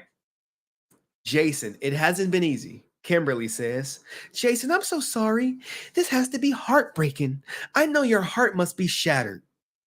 Jason says, you know it really is. Jason stands up a little dazed and walks towards the kitchen. Zach notes. Zach says, hey, can I make you a drink? Jackson stares blankly past Zach. Zach says, Jace, man, you okay? Jason subtly looks to Zach. Jason says, we had a fight. We were fighting. She left to go for a drive to cool off. And that stupid drunk driver. Jason's voice cracks and tears start to run down his face. I'm not happy. Zach. Dude. Jason, it's not your fault, man. Look at me. You don't understand. It was stupid. Such a nothing fight. She's gone. It's all my fault. Tommy chimes in. It's not your fault. It is. It just doesn't make sense. It doesn't feel real. After everything we've been through, the six of us, this isn't how it's supposed to go. Where's my Oscar, guys? Where is my Oscar? Where is it at? Kimberly gets up from the couch. It's easy for you to forget that we're human. I think we were, the Power Rangers. We developed a false sense of invincibility, guys. There's a silence among the group as they each other ponder the gravity of Trini's death. Tommy sees Kimberly sitting on the couch alone. He hesitantly crosses over and sits next to her. Oh, Tommy, he says, hey, how are you? Tommy, I feel like I need to explain. No need to explain anything. That's not why we're here, okay? Okay, it's just Kim, chill the fuck out. Not right now. Kimberly eyes well up. Well, I'm sorry. Compromising herself to everyone. I just can't believe she's gone. I keep calling her voicemail just so I can hear her voice. Is that wrong? Is it? Guys, talk to me. I want to hear her voice. She's gone. And I'm alone. She was my best friend and Trini is not here. And we have Henry reading this script like he's me, but he's not. But he know he deserves an Oscar. But he won't get it because his wife is going to take half that shit. All right, guys. I know I'm getting silly. But I just got to break it up just a little bit. Just a little bit. How are we feeling on this script? Is it should it be time to get an agent? Like, what are we doing? I'm just saying. Look, I was a class clown in school. I was also a smart person in school. I had I graduated with like a 4.0 in in high school and a 3.9 in college. So look, I could do both. We could do it, the real way, and we could do it the light way. But the script is a script. Where's my fucking Oscar, guys? Where's my Oscar? Who got my Oscar? get Hasbro on the phone. Get Hayam Saban on the phone. We got this guy.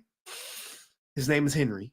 Okay, and he can play all 6 characters. So we don't even have to cast anyone else. We're just going to hire Henry, and he's going to do it. All right. So, all right.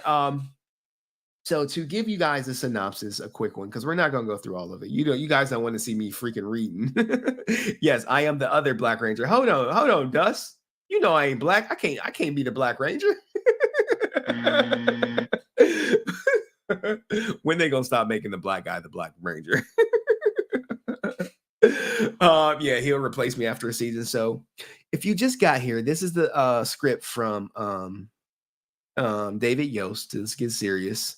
That he wrote, that he wanted to be the whatchamacallit, that he wanted to be for the 30th, where it brings everyone back together. Now Trini Kwan is gone, and what happened? She got hit by a drunk driver. She's a mayor. Everyone's got a job. They're about to go through all of it. But anyway, let's keep going. Now, I'm only going to go to the highlighted parts from here. I see classics by Candace. She like, I can't with you, Henry, tonight. Like, what you mean? Candace, sweetie, sugar pot, honey bunch. My acting is on point. It is. You know it. You know. Look, I've worked with Denzel. He trained me. I could cry on command. I really can cry on command, but I don't got tear ducts. So anyway. All right, guys, let's keep going. We're just going to go to the highlighted part. Shout out to Candace. Like, she came with me tonight. What do you mean? We've been here for 2.5 hours. We family, right? Damn it. I mean, join the Resilient Army. I mean, anyway, we should all be in the Resilient Army, guys. Maybe I'll put the second episode, but for the Resilient Army only. I don't know. What do you guys think? Anyway, let's keep going, because we're about to zoom through it. I'm not about to be dramatically read unless, look, if you want me to dramatically read it, it's a little late. Y'all gonna have to put a bunch of ones in the chat. I need to see 60 people put a 1 in the chat. And then I got the haters who ninja watching me. I know Alicia in the chat. I know my haters out there watching me. They looking like this, guys. They like this. We got Alicia up in here. She watching. And then you got my haters right here. They watching me like this. And then you got people who be telling me this like this. Henry, fuck you and your fake ass. You a fake ass bitch. Goddamn. Like, goddamn. Like, I'm like, what? She said, what? Henry, fuck you and your fake ass. You a fake ass bitch. Jesus, I just got demonetized right there, boy. Like, what am I doing? Oh, leave Scott Douglas all alone, guys. Leave her alone. But anyway, all I could do is tell the whole truth all the time. All right. Anyway, look, we're not gonna read it all. I didn't see 61s in the chat. 60 people didn't put 1s in the chat. I see 1, 2, 3, 4. Willing Through Life with Brian was like, man, if you don't get through it, I see 5 1s in the chat. So 5 1s in the chat mean y'all just want me to go through the highlights, which is cool. Which I don't mind. I don't mind going through the highlights. That's not a problem. That's not a problem. And we'll get done a little faster. All right, so let's go through the highlights. So I gave you that. Now, I went through it already, and I highlighted everything that was of importance. So what happens? Nothing over here. Okay. A tear streams down Kimberly's face. Tommy hugs her. In her arms, there is an apprehension in his face. Zach and Jason come over, and they all sit together, crying like a bunch of little bitches and comforting each other. Like, well, nothing worse than seeing a grown man cry, guys. As they remember this over the sectional couch, like, bro, y'all got a sectional? Like, oh gosh. Anyway, they're inserting clips of Trini. I still don't see 60 ones in the chat. I see about. And look, don't look, guys. Look, don't think I'm stupid. Don't pay me like I'm stupid. Don't be trying to put multiple 1s in the chat. Don't put a 1 and then 5 minutes later put another one. Like, we gonna get Henry to read this shit, guys. Watch. Like, Nope. Like, come on, guys. Why y'all trying to play me? We in a resilient army right here, guys. I'm an investigator. Don't think because it's late I ain't sharp. You know what I'm saying? I'm like, hey, I see someone putting like 5 ones. Like, look at this, right? This is what they do. Like, you said you needed to see 61s. I put 11. Like, I need all 61 of y'all to put a 1, and then I'll read it. But remember, you got the ninja watchers. They like, if I put a 1, he gonna know I'm in there. If I put a 1, he gonna know I'm like Henry Resilient. Anyway, so that's how I get around that, because I know my haters can't. Whatchamacallit? Henry, you in the East Coast? Yeah, it's damn near. It's 11 o'clock out here. 11 o'clock. Shout out to Joe Morris for the intro. All right, guys.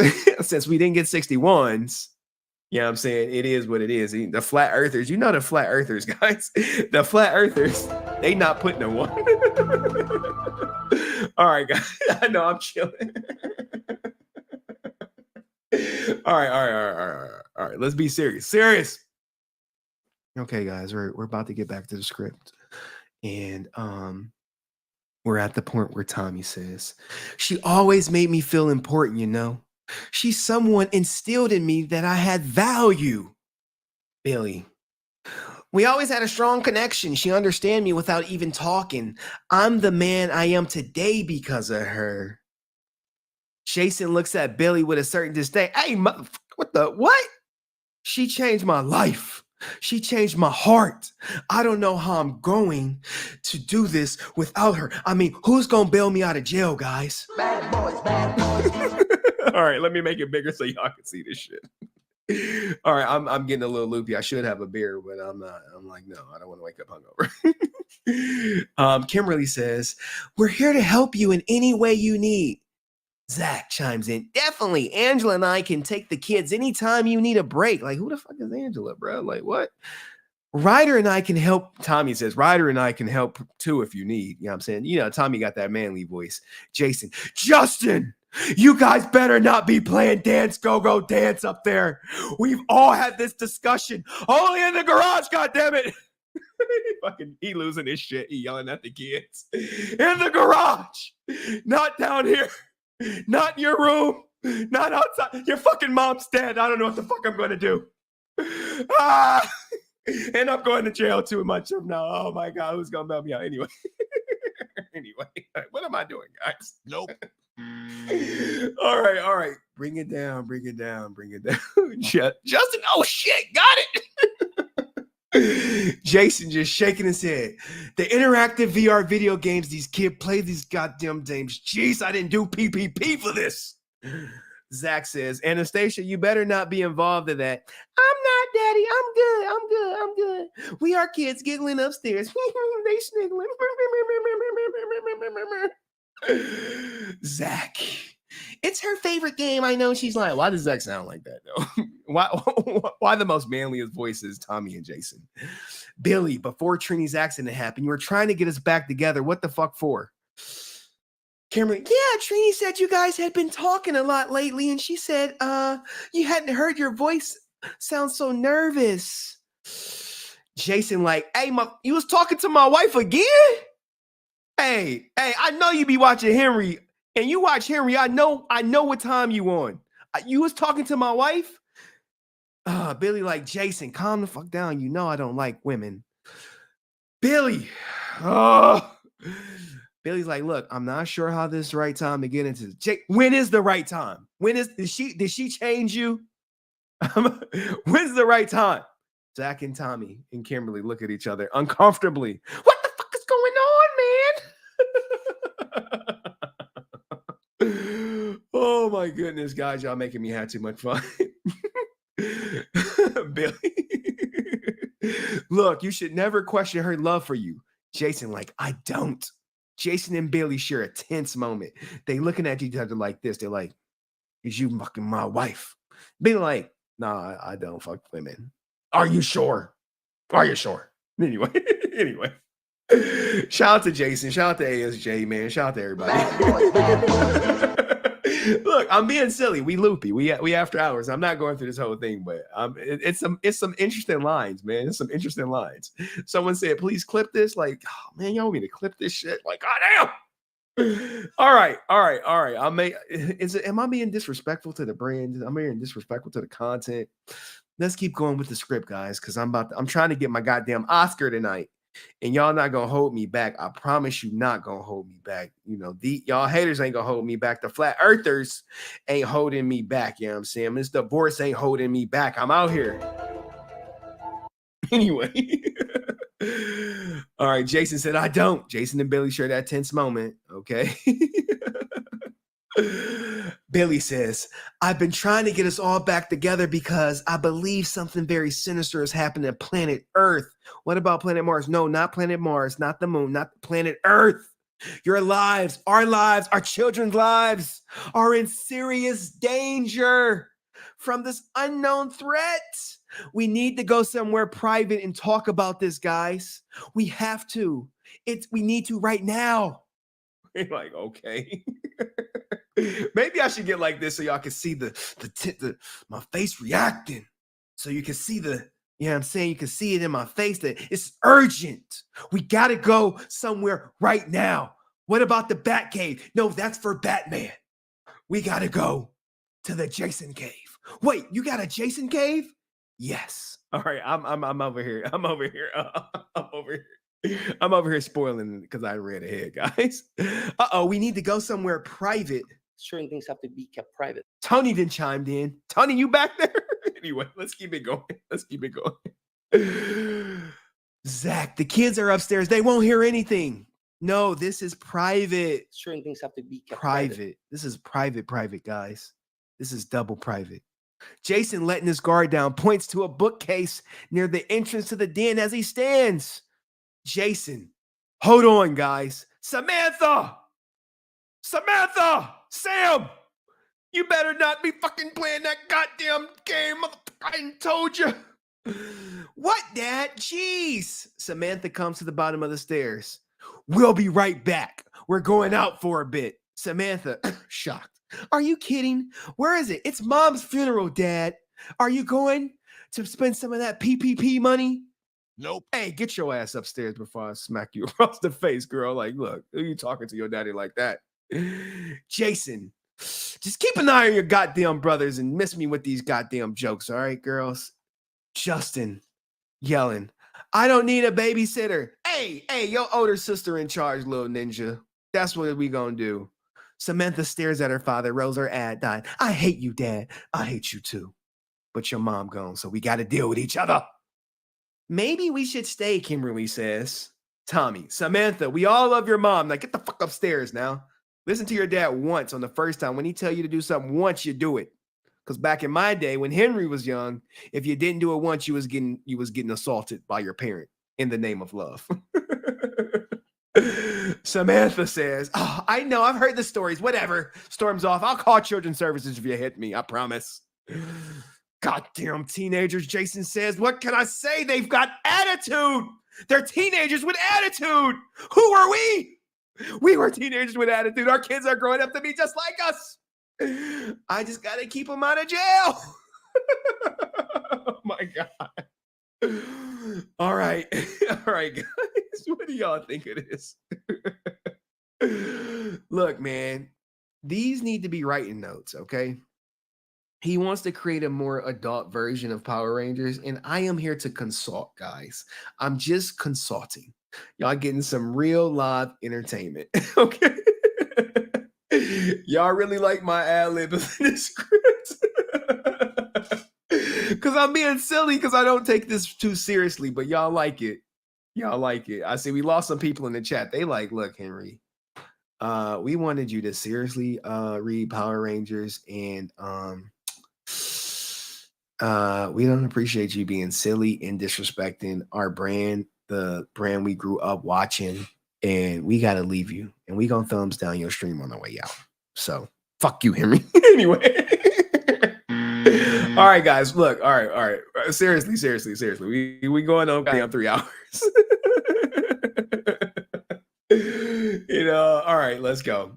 All right, so the bio reader scan. Look, Jason, he got this high tech stuff. All right, look, should I get back into character? Do y'all want me to get back into narrate mode, or y'all want serious? 1 for character, 2 for just serious. If you want me back in character, put a 1. If you want me serious, put 2. And I'll probably get to your email, Frederick Estrada, tomorrow morning after stream. Look, Will in Life with Brian, yo. Will in Life with Brian be like, look, man, just read it as it is, man. Willing through life with Brian, do not be one. No, none of this silly stuff, man. I see Chassie Lynn Gavin up in here. Shout out to Chassie Lynn. Look, guys, we had democracy over here. We did not come to America to establish a democracy, to not follow it. We vote. And based on the votes, and Brian look at Brian. He done voted like 3 times, guys. Brian, he just keep putting 2. See, like, man, just stop, man. Just read it. Read it normal. All right. Well, the ones have it. So this is what we gonna do. I see Marlene Court and Wheeling Through Brian. But the ones got you guys beat, man. How would I be a host if I didn't go with the majority? The majority saying 1. They like, Henry, get your ass back in character. All right, guys, y'all gonna win. I'll do a little bit more in character. Majority wins. Sorry, guys. Majority wins. Damn. Look, Brian, like, damn. All right, let's go, guys. Let's go. I'll give y'all like 5 more minutes of character. All right, and hold on. We got to get in position. And action. The bio reader scans his palm, which causes the bookcase open, revealing the secret room. Jason crosses into room. The others begin to go in after him, but Billy stops them. Jason, do you need to set a code so the alarm doesn't go off? Our DNAs are different from your families. Jason looks at Billy like, yeah, you right, but how the fuck you know that? You fucking my wife? Jason goes to another panel, beep, boop, beep, boop, pumps in a code.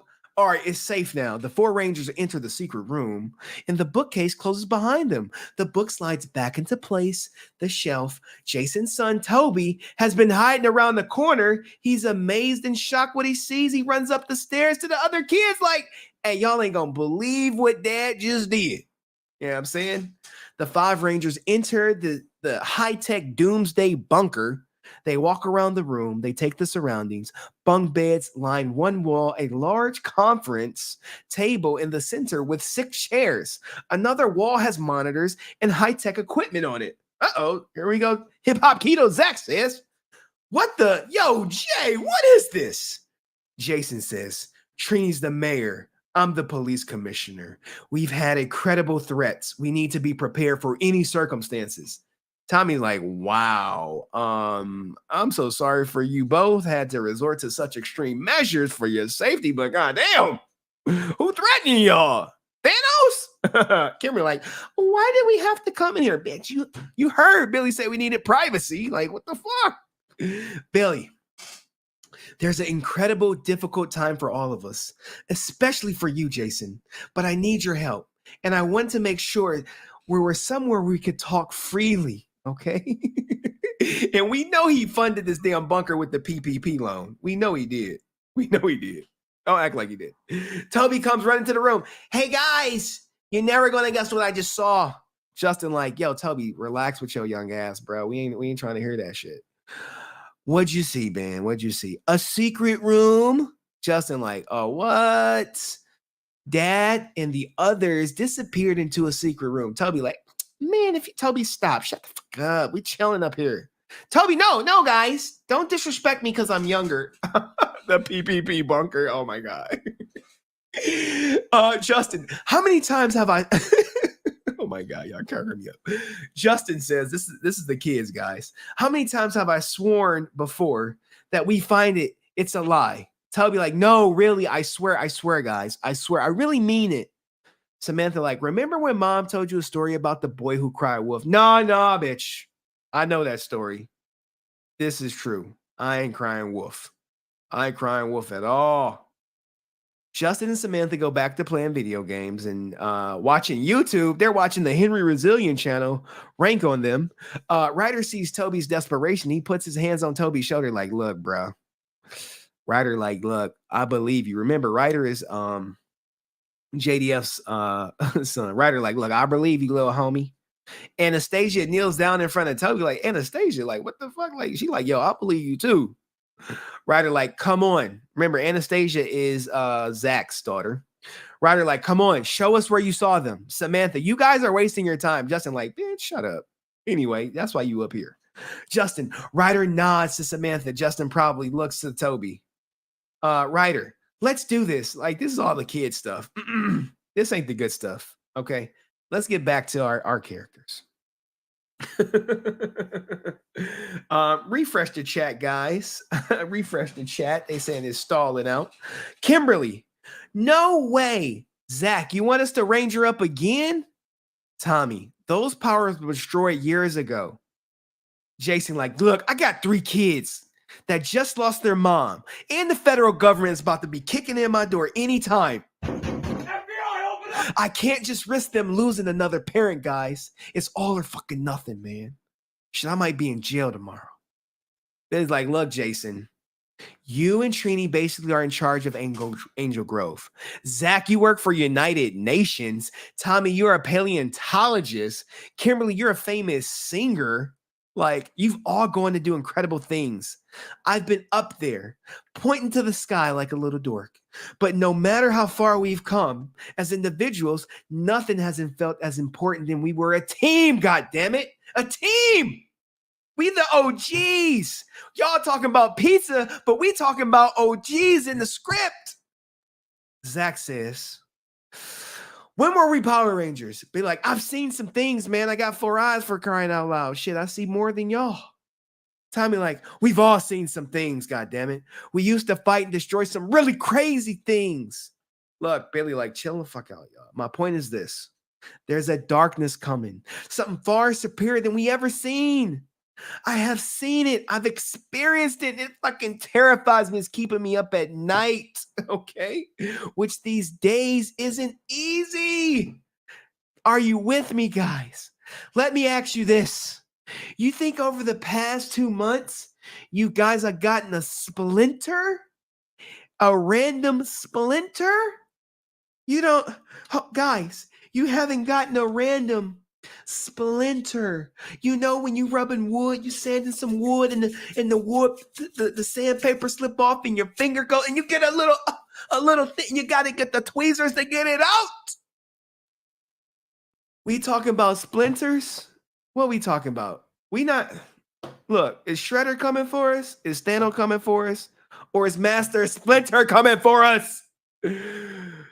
All right, guys. I don't think I can do much more. We at the 3-hour mark. Someone said Billy having those stand-up visions like he Tony Stark. You are not the only one cursed with knowledge. You know, I'm a big Thanos fan. Tommy like, look, Tommy like, yo, what? Look, let me get back in the character, right? Let me get back into it. Tommy like, yo, a splinter, bruh? We talking about splinters? Be like, look, this is serious, guys. I really need you all to think about this. Even if it seems trivial or insignificant. The 4 Rangers look around at each other and they looking at each other like,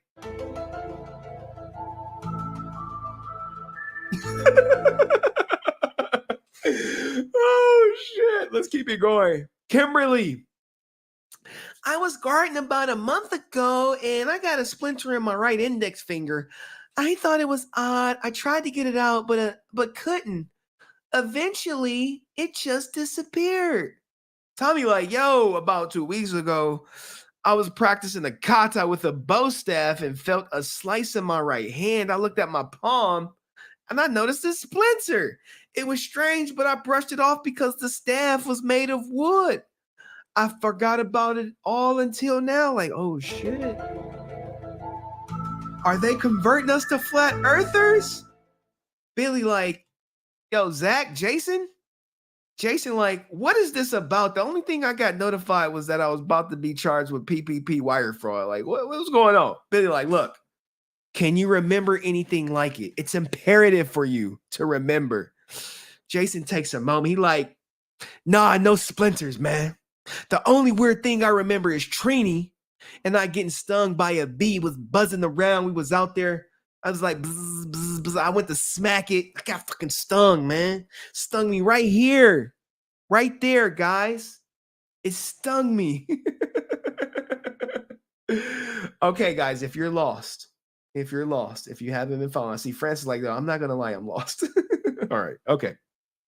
Let's do a recap. Because people like, they sniggling. A lot of people laughing.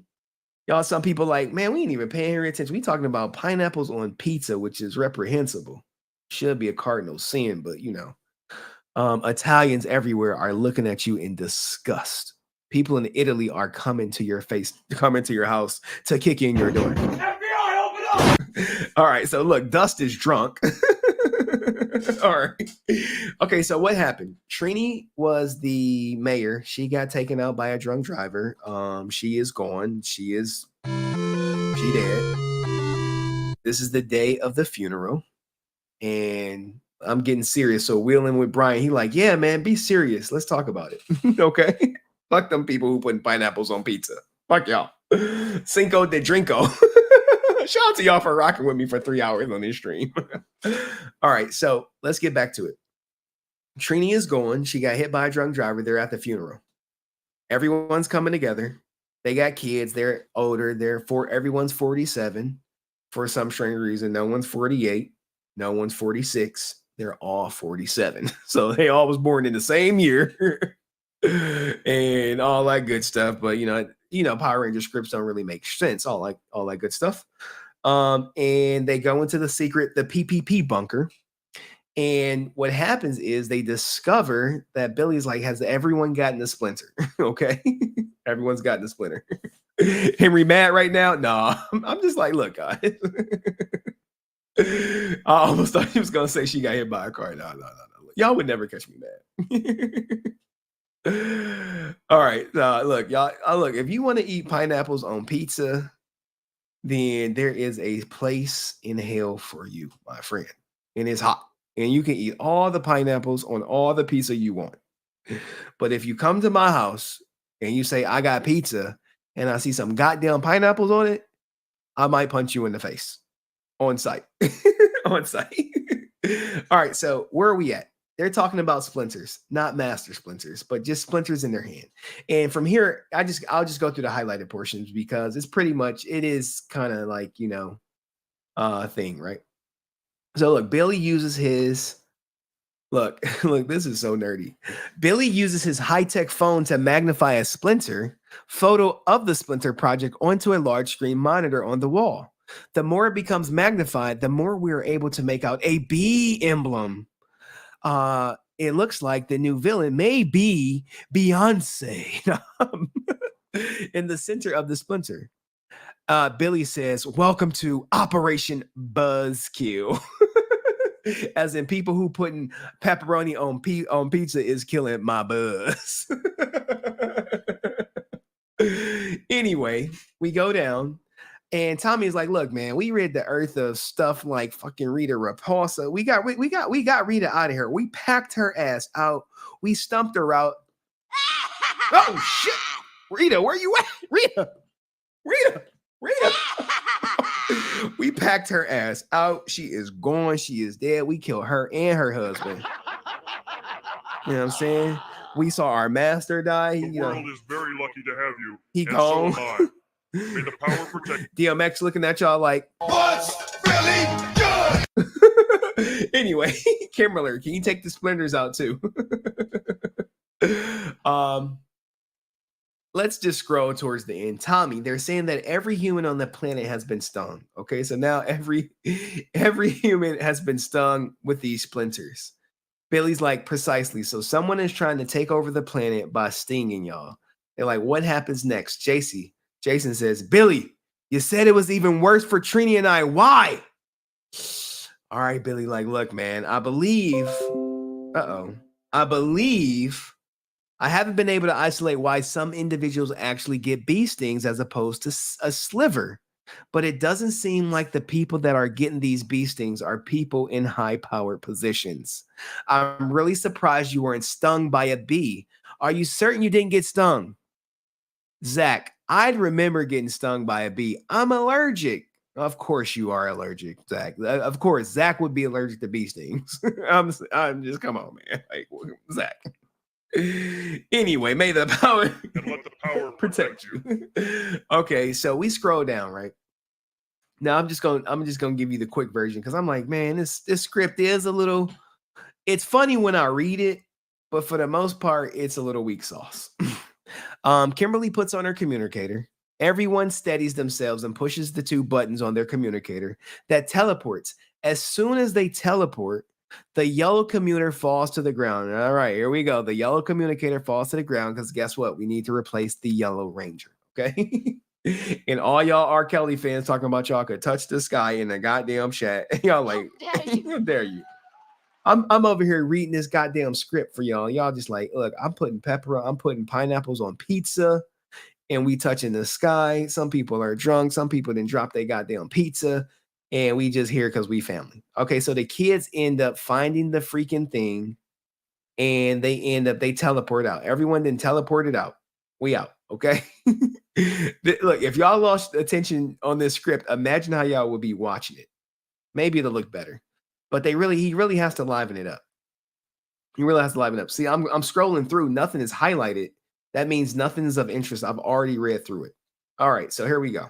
So now they're in the command center, guys. That looks half destroyed, half like heavily upgraded technology, advanced version of what they had when they were original Power Rangers. A viewing globe floating above a flat surface that has a high-tech map of most known universe. There's also a column for Zordon. Yeah, no. I'm listening. No, y'all ain't listening. Y'all ain't listening. It's all good, though. There's a command stage, and we about to keep going. So they're at the new spot. They talking. Nothing's of importance because nothing's highlighted. Remember, I already read the script. So if I'm scrolling, I know it's probably annoying. Like, Henry, you just scrolling through it. I'm like, look, guys, y'all talking about pineapples on pizza, people drunk. No one cares about this script. Billy, Jason, you know the monsters we fought before. The police are no match for. What are we up against? Like, bro, we know the fucking police squad is not going to be able to handle anything from this world. Oh, my goodness. We would need to write out and do editing. Yeah, man. Like, the police ain't got nothing. Okay, so now Octorius. This is the fortress of Empress Buzzalina. It's approximately the size of planet Earth's continent of Australia. So now we got Buzzalina has entered the chat, and she's going to be played by Beyonce because that's the queen of the beehive, guys. Look, I already know this casting, guys. We gonna say, look, we need to make Power Rangers lit. How else can we make it lit other than casting Beyonce as Buzzalina to lead the bee population back to take over the Earth? No, anyway. And what did they say? It's a self-sustaining fortress that is powered by what appears to be a nuclear energy, Mercury, and potentially Go. We think that may be a reason why she's planning to do something to planet Earth. Like, come on, bro. Buzzalina is the new Rita Repulsa in her beehive. Nothing's highlighted, so nothing's important. I remember the kids eventually find the communicator. Toby notices the communicator laying on the floor. He goes over it, picks it up. I wonder what it is. He holds it up and shows it to everyone. It's the yellow communicator, Ryder. Just as Ryder goes to grab it, Toby pushes the 2 buttons and they teleport out the room. Okay, so now the kid insert the kids in there. Bulk is an officer. They then go to the freaking house because someone then called the goddamn police because people then disappeared. And we're almost to the end of it. Bulk and Skull are like cops now, guys. They're cops now, if you can believe it. Anything else highlighted? Okay, Toby runs around looking at all the cool stuff. So now the kids then teleported there. And Billy like, don't touch nothing. They're like, Uncle Billy strikes again. You built this, huh? Be like, look, I'm in the process of rebuilding it with some help, guys. I don't want y'all little motherfuckers touching nothing. Keep your little grubby hands off my shit. You know how it is when you're a dog and kids come around. I'll be telling my daughter, like, stop being in my goddamn office. Get out of there. Anyway, Where are we at? We're close to the end. I would like to take all three to a place their palms on the biometric reader in order to sequence, meaning the order of age. Like, bro, y'all all 47. All 40. What does this end with? Because I'm tired of reading it now. Now my computer done froze up. My shit done froze. My computer like, yo, Henry, man, you overworking us tonight, man. Zach, Kimberly, what are the same age? We're born Zordon that recruited us. Toby, Zordon, Toby. This is, look, I'm lost. Okay, here we go. Now they cut to the beehive of Buzzalina, guys. I'm trying to speed read through the script. Look, man, look, the first part is, it's only, I'll be honest, guys. I'll give y'all my honest opinion. The script could be great, but it's still real. It's wrote for like kids. He said it's dark. I'm like, I need some darker shit than this. I need like I need Tommy and Kimberly to have a secret love child, and like Kimberly ain't told her husband that is really Tommy's son. You know, I need some shit like that to keep my interest. Now you got freaking Jason playing the freaking police commissioner, and he's already miscast. Like, could you imagine if he was playing the police commissioner and then it got released, and then next thing you know, he got charged? You know how the memes would be, the jokes that would be. Like, they're like, we dodged a bullet. So anyway, here comes the Buzzalina. So you know how they go to her lair like they do with Rita Repulsa. ECU of what appears to be a beehive. Buzzalina, evil empress of the Beehive Colony 6, turns around towards the camera, revealing the beehive to be her hair. As we pull back, her full evil glory is revealed, guys. She's evil. And she bees in the trap, if you know about Nicki Minaj. And that's pretty much it. You know, we see the swarm of bee-like creatures land in the Angel Grove. The sound of the buzzies is deafening, like a locomotive, and they force their wings to cause the ground to shake like an earthquake. We haven't seen this before. People hide and running for cover. Townspeople are yelling. Oh my goodness. What are we gonna do? Beehive, Buzzalina's lair contenders. Buzzalina and Buzzbee continue to watch their monitors. Yes, Emperor, you are the bee's knees. Like, bro, like, come on. You can't put this on TV. You can't say, Buzzalinda, you are the bee's knees. Like, come on, guys. Come on. That's a no. That's gonna be a no for me, dog. Buzzbee looks like likes to Buzzalina to give her a fake but approving smile. And this is just it's just it, guys. This is just I didn't highlight anything else because someone said this. Bushido said this is so original. It lacks originality. It lacks originality. Because it's the same. It's Rita Repulsa replaced with Buzzalina. All right, so I believe I didn't highlight. Okay, Jason and Tommy get back to back, preparing to launch into the civilian fight against the Buzzabees. They like Buzzaboos. As we fade out, the scene turns from live action to a very styled Japanese anime. And end scene, guys. I see Chad. He putting the bees in the chat. All right, guys. What'd you guys think of tonight's stream? W or L? Y'all been here probably for. Let me take this off because my ears are hurting. Let me take this hat off. Man, my head is hurting, bro. Bees in the trap. Oh my goodness. I'm gonna sleep good tonight. Win for the stream. Win. Oh man, I gotta look, man. My hair ain't cut. I'm just like, oh man, I was prepping all day for this. And clip all the dramatic Jason voices. I'll just probably look, man. Here's the thing, right? I appreciate all of you guys. I appreciate all you guys. Hopefully you laughed. If you laugh, you better like the goddamn stream. Okay. As Joe said, he hasn't laughed so hard all week. Look, man. Look. We learned. We had a good stream today, guys. In my personal opinion. All jokes aside, I'm sorry we got to the final spot so late. That was not my intention. But sometimes when the content is going, it's going. But I showed you guys a lot of clips. This stream is probably gonna get taken down. I'm sure somebody gonna file a copyright. It was another clip I wanted to show you, but I'm gonna save it. But I appreciate all y'all, most definitely. Now I do have episode 2. Yeah, we've done the 5-hour stream. The 5-hour stream was ridiculous, man. I don't even know how we made it 5 hours that day. My laptop is like, look, bro, you better get that desktop ASAP or I'm gonna die on your ass.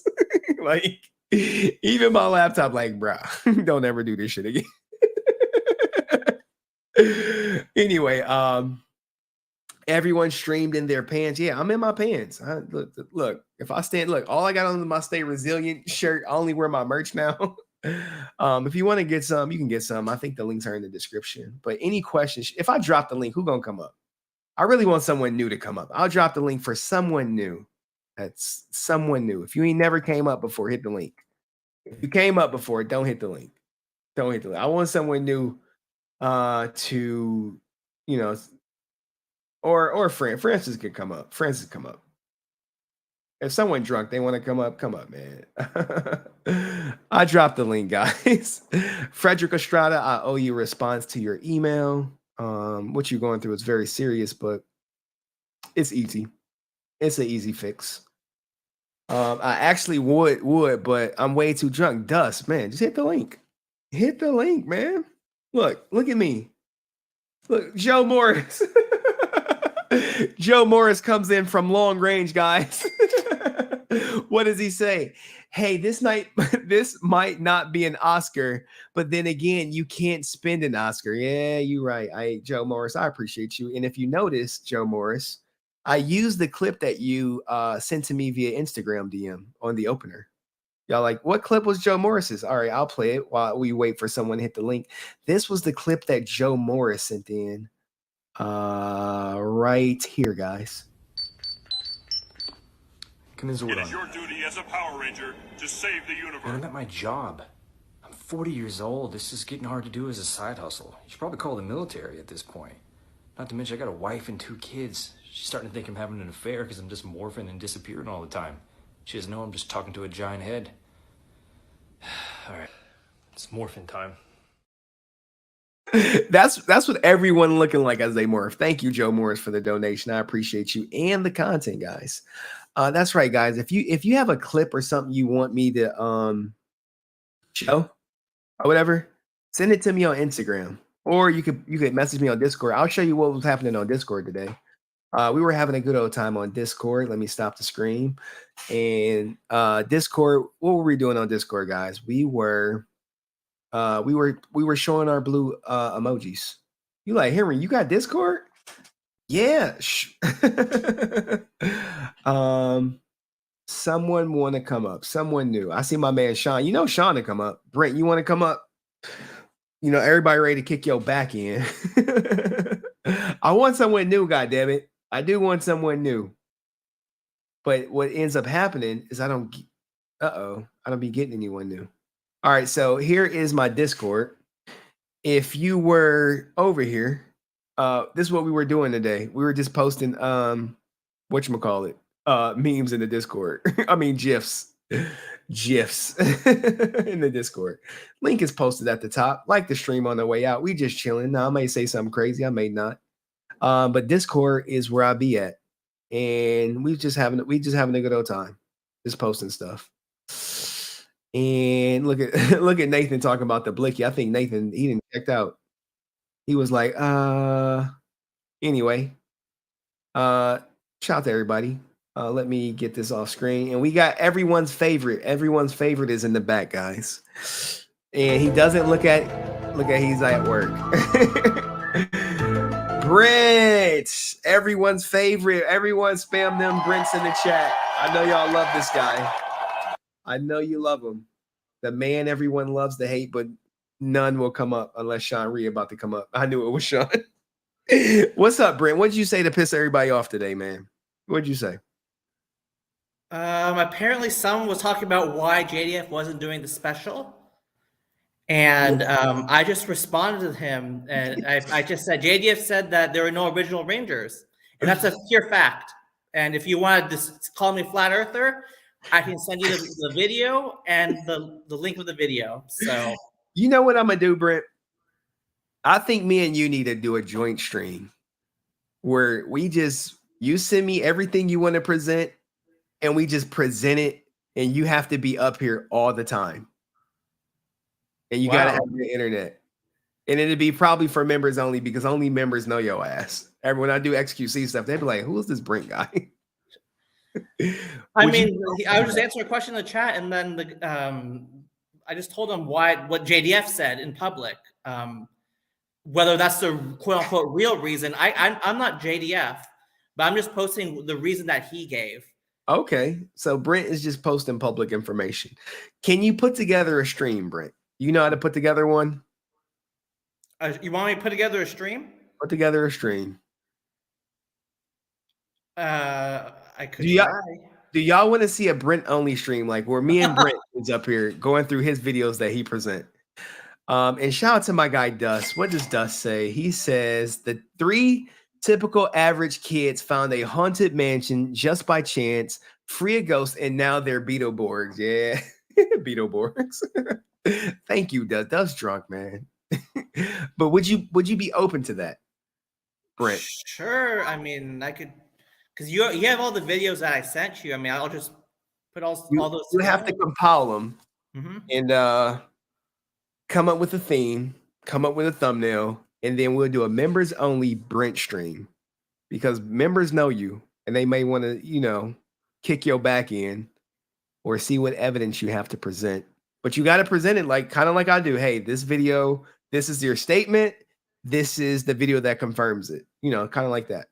Right. Okay. Yeah. I can do All right. If y'all want that, put some Brents in the chat. Let me. Should I do a poll? Should I do a poll?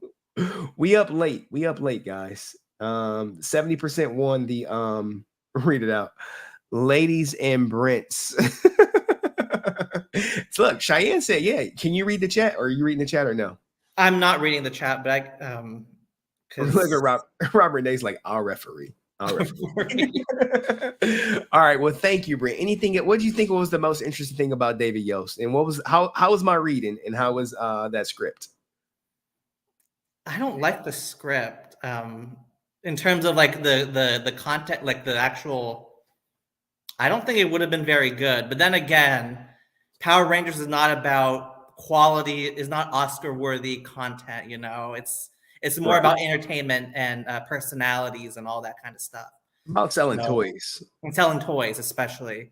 So it probably would do okay. But I just think that the Netflix special was maybe slightly better. But it's kind of like, it's all relative, I mean. Yeah. And in terms of what you talked about today, the Blue Ranger, that's why blue is my favorite color, because I saw David, he always wore blue, which now I know is because he was the Blue Ranger, and I thought, oh, that's a nice color. Yeah. And now it's my favorite color, and he was one of my favorite Rangers, but my favorite was the yellow, and those two were my favorites because it seemed like their personalities seemed to gel really well, and in real life that seems to be the case as well, because those two were the only ones that probably got along with everybody, because as we saw in the previous stream with Amy Jo Johnson, she didn't say bad things about Twee or David, and neither did Austin or Walter. So it seems like they all get along with the Blue and Yellow Ranger actors. So it seems like they have that personality that I seem to relate to a little bit. Okay. Well, cool, Brent. We'll try to get that Brent only stream together. And I'm gonna bring up my guy Shawn Riha. I really want someone new to come up, but everybody be scared. Just be y'all two all the time. I mean, I don't blame people for being scared. I mean, the internet can be very daunting, some people can say very mean things. It's hard for some people to put that, keep the personal things like this. Henry, fuck you and your fake ass. You a fake ass bitch. Mean things like that. I mean, yeah, you have to think he's going off emotion and feelings, and it's kind of like you have to separate that. And All So right. it's hard for people to do that. So All right. Thank you, Brent. Appreciate Thank you. you. Have a good night, man. All right, Shawn Riha, what's up, man? What you got for me? Man, you had me bugging out, man. Man, I was laughing my ass off. I'm like, man. Yeah, man. I like your script. You like the stream? Yeah, I like the script. The script was pretty solid, I think. I mean, it's different than the 30th, but that's cool. I like both. Yeah. All right. Well, anything you learned about the Blue Ranger? Yeah, Petty, come up. Petty SF, come up. Hit the link. I think honestly he got frustrated from being picked on so much, and like I said if JDF would have got help, we probably would have still had him here as well. Like I just wish he would have got help, so we still would have had him here. Okay. But I wanted to come up because everybody else is. A lot of people are scared and intimidated to come up. Like, just come up, just come kick it with your boy. You know what I mean? Like, stop being scared. Exactly. Hit the link. All right. Thank you, Shawn. I'm gonna let you down. I'm gonna let you down. All right. I got a funny clip, guys. I didn't show this, but this is. I can't show it. I gotta show it next stream. I gotta show it next stream. And look, guys, I don't bite. I'm not up here to attack anybody. We all family up in here. You know what I'm saying? We chilling. I'm not sure if I'm gonna do a stream tomorrow. I'm like tired. I have my daughter next week, Monday, Tuesday, Wednesday, Thursday. No, Monday, Tuesday off. When I'll probably do a stream Wednesday, Thursday. It'll probably be something Twitch related. Y'all said y'all want to do a Zach stream, and that's probably gonna take me a week to prepare, kind of like this one. That sounds sleepy. No, I got freaking phlegm in my freaking throat or whatever. I'm up. I can keep going. I can't stop. Won't stop. Don't know how to stop, but I'm going to stop. But what I was going to say. So my schedule for streaming, it'll probably be Wednesday and Thursday. We definitely got to throw a members only stream up in there because that's what your membership is for. And speaking of members, I'm going to do a members only post. I need to figure out what emoji to make for you guys because I think I got a new emoji spot, and I'll probably take that Blue Ranger down and put up something new. So what emoji would you guys like to see? I really need more. How do I get more people to hit the link? That is the question. How do I get more people to hit the link?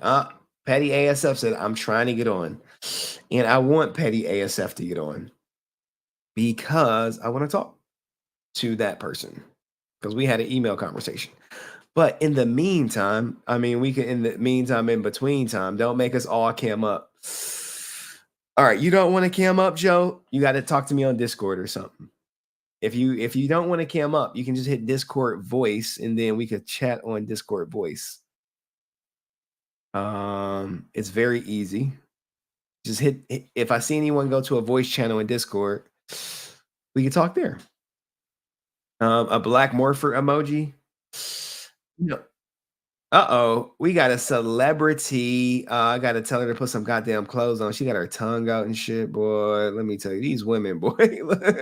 She got her tongue out. Look, she put it back now. Yes. It's Francis, y'all. It's Francis. So you've met Davidyost, but you lit right now. So I'm very lit. To be honest.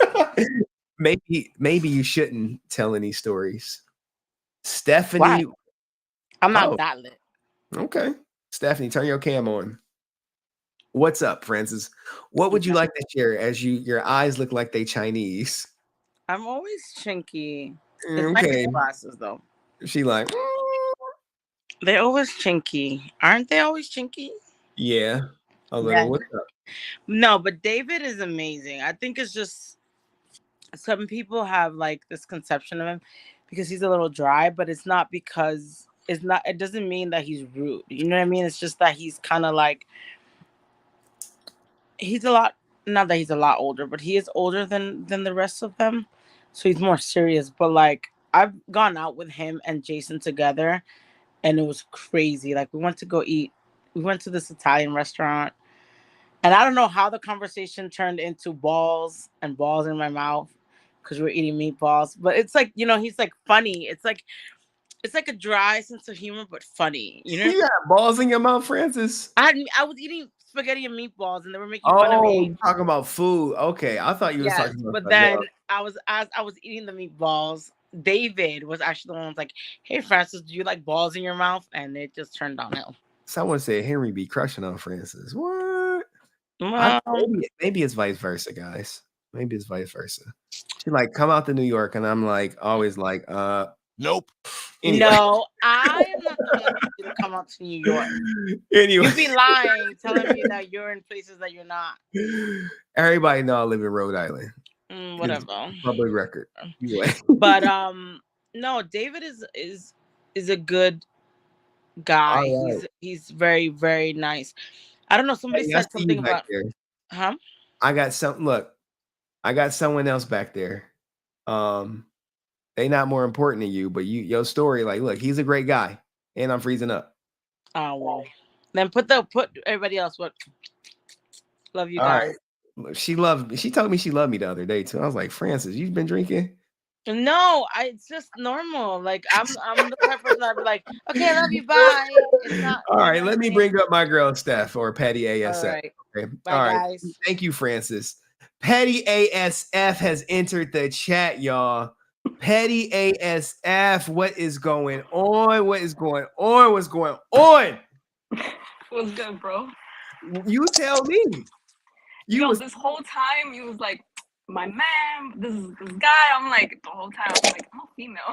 Oh, all right. Sorry, excuse me. Look, Patty, nah, you good. It was the picture. I'm like, yo, what the fuck? This is the picture. My bad, Pat. Now look, when you sent me that email, I was like, now, how do you feel about everything? How do you feel? Because you was like, hey, leave. You was like, I know this person told you, Henry, fuck you and your fake ass. You a fake ass. You're like, leave her alone. Leave her alone. It's mind blowing. It's crazy. Like what you sent me, I was just like, what? Like that's wild. Like it's wild. Oh my god. I defended her, and I'm just like, I'm just gonna stay out of this. Like it's too much. It's too much. Yeah. When the truth prevails, you start seeing the real for what it is. You start seeing people who they are. It's crazy. So, what did you think about tonight's stream? And I'm happy you were able to see it. Well, I'm at work, so I kind of missed the stream. She don't hurt Brent shit, y'all. She like, look, I'm gonna sneak off. I missed the stream. Now, but I do have something about like the script because I've downloaded both of them. See? Yeah, it's all right. I still got love for Davidyost, but no. It was like, nope.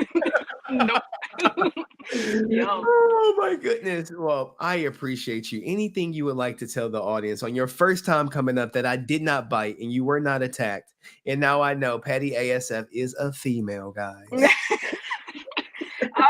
No, other than that, I enjoy your stream. Like I really do, Like you uncovered so much on like JDF and all the ranges and stuff. I'm looking forward if you're gonna do like Tweet because that's a little interesting, Zach. They said they wanted Zach next, so Zach would be the next. All right, so it'll be Walter. Then I guess Tweet will be like the last. Yeah, so I'm looking forward for it. Well, thank you, Petty ASF, and I appreciate the emails and all the kind words because at first she was like, hey, shut the fuck up talking about her. She's like, I've supported you, goddammit. I've donated, I've super chatted your ass, and you better shut up talking about her. I don't care if she said, Henry, fuck you and your fake ass. What is it? Tell the truth all the time. I mean, that one had me rolling. All the time. Yeah. All the time. Not everyone can do it. No. Not everyone can do it. And you know who does tell the truth all the time? My girl, Dia. What does Dia say? She says, hey, showing love to the homie. Now, look, Stephanie, I'm going to tell you about Dia, right? I gave you some emails about some other people. Dia is fucking famous. She is like one of these people that got like 100,000 subs and all this other stuff. and she just be popping in, acting like she ain't big time. I might have to have her done. I know, I'm like, yo, you need to let me on that channel. Let me get to that audience. She'd be like, nope. Yeah, she was about to collect my goddamn black card. Remember when I was told I was done. That's right. Yeah, you're not black, bro. I know. It was news to me. It was news to you. It was news to everybody that I ain't black. And you got, people over here telling me, Henry, fuck you and your fake ass. I'm like, God damn. You know what's crazy? What's crazy is that she lives like right near me now. That's crazy. Like, yeah. Because I'm in New York. Yeah. Well, she about to run up on you. You know what I'm saying? I wish she would. Look at Dia. Like when millionaires come through the chat, right? She gets paid to post, guys. And she about to be, I think she like got an OnlyFans, like a different link where she don't gotta bust it wide open. What she said, hey, showing some love to the homie again. What she say? Hold on, it's right here. You need to stop anytime, bro. Anytime, like Dia. Come on. I should post it. Like, no, I'm just TikTok famous. I only got about 100,000 people and about 1,000 people liking everything I post. I'm like, yo, I can only get about 50 people in chat. Yo, I imagine, yeah. Yep. Yep. If you living close to her, have you gotten an autograph? Are you gonna go see her in Atlanta and get your signature and picture? No, I actually asked if she was gonna be like in New York Comic-Con. Mm-hmm. But she said that she doesn't know yet. Oh, respect to her, like like she does her thing, like respect to her and everything. Okay. But, Girl power, we gotta stick together. Listen, I just don't even want to be part of the drama. Like, what do you mean? Should I pull up our what you bro, call she'll probably pull up right now on my job and I wouldn't even know. I'll pull up the freaking text where he's like, hey Henry, I watched you, I super chatted you. I need you to shut the F up talking about her. Nah, let's just at that point let's just leave her alone. Like, okay. Respect to her, I'm not, See, look, guys, I know everyone who watches me because it's only like 55 of y'all, so we kind of cool. Like Stephanie, I know Steph. I mean, Petty ASF. I don't want to be putting your name. I know Petty ASF. She out here. She checked me. I know famously Dia with her famous ass. Like, look, you got to go see her unless you're a passport, bro. If you're a passport, bro. No. Dia is not effing with no passport, bro. No. Well, all right. Well, anyway, Petty ASF, I appreciate you. I appreciate you donating to the content. I appreciate you all the behind the scenes stuff you do. And I appreciate you giving me the opportunity to change your perspective on me. Yeah, you literally, you shut me up. Yeah. God, that's how I do things. I hit them with the facts. You want to shut someone up, you hit them with the facts. You say, look, I don't care how you think about me, but here's some facts. You look at that, and then you get back to me. And she was like, okay, I'm gonna look at it. And she's like, all right, you're right, Henry. I'm sorry. Yeah. Well, she didn't say I'm sorry, but she was like, all right, you changed my mind about it. But anyway, I'm gonna let her get back to work because I don't want to get her fired on her, while she got the job company Later, clock. guys. Appreciate you. All right, we got my man Me JDF. What's up, man? How you doing? Try to make it quick because I'm about tired. Hey. I'm tired. How'd you enjoy the stream tonight?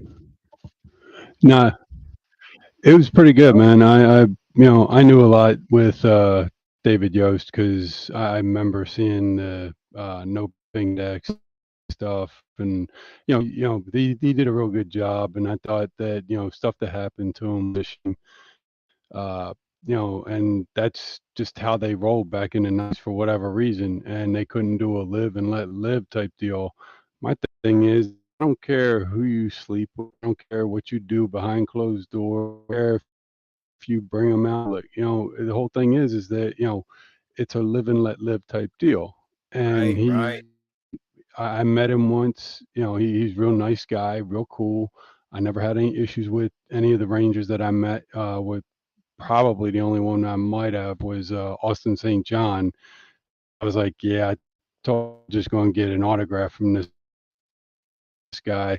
And I'm talking with one of the guys there, Eli, and he's he's real well known amongst the Rangers, and Francis knows him and everyone else, and he did it. He was worked pretty close with Karen Ashley as well, and she's real cool. And like I said, the only one I ever had a problem with was Austin, because dude just never really paid attention to his fans to me. Do you mean the guy who's been charged with conspiracy to commit wire fraud for PPP loans? Is that the Austin St. John you're talking about? Yeah. Okay. The guy who just seems to he wanted to go with Austin St. John instead of Jason Geiger, his real name.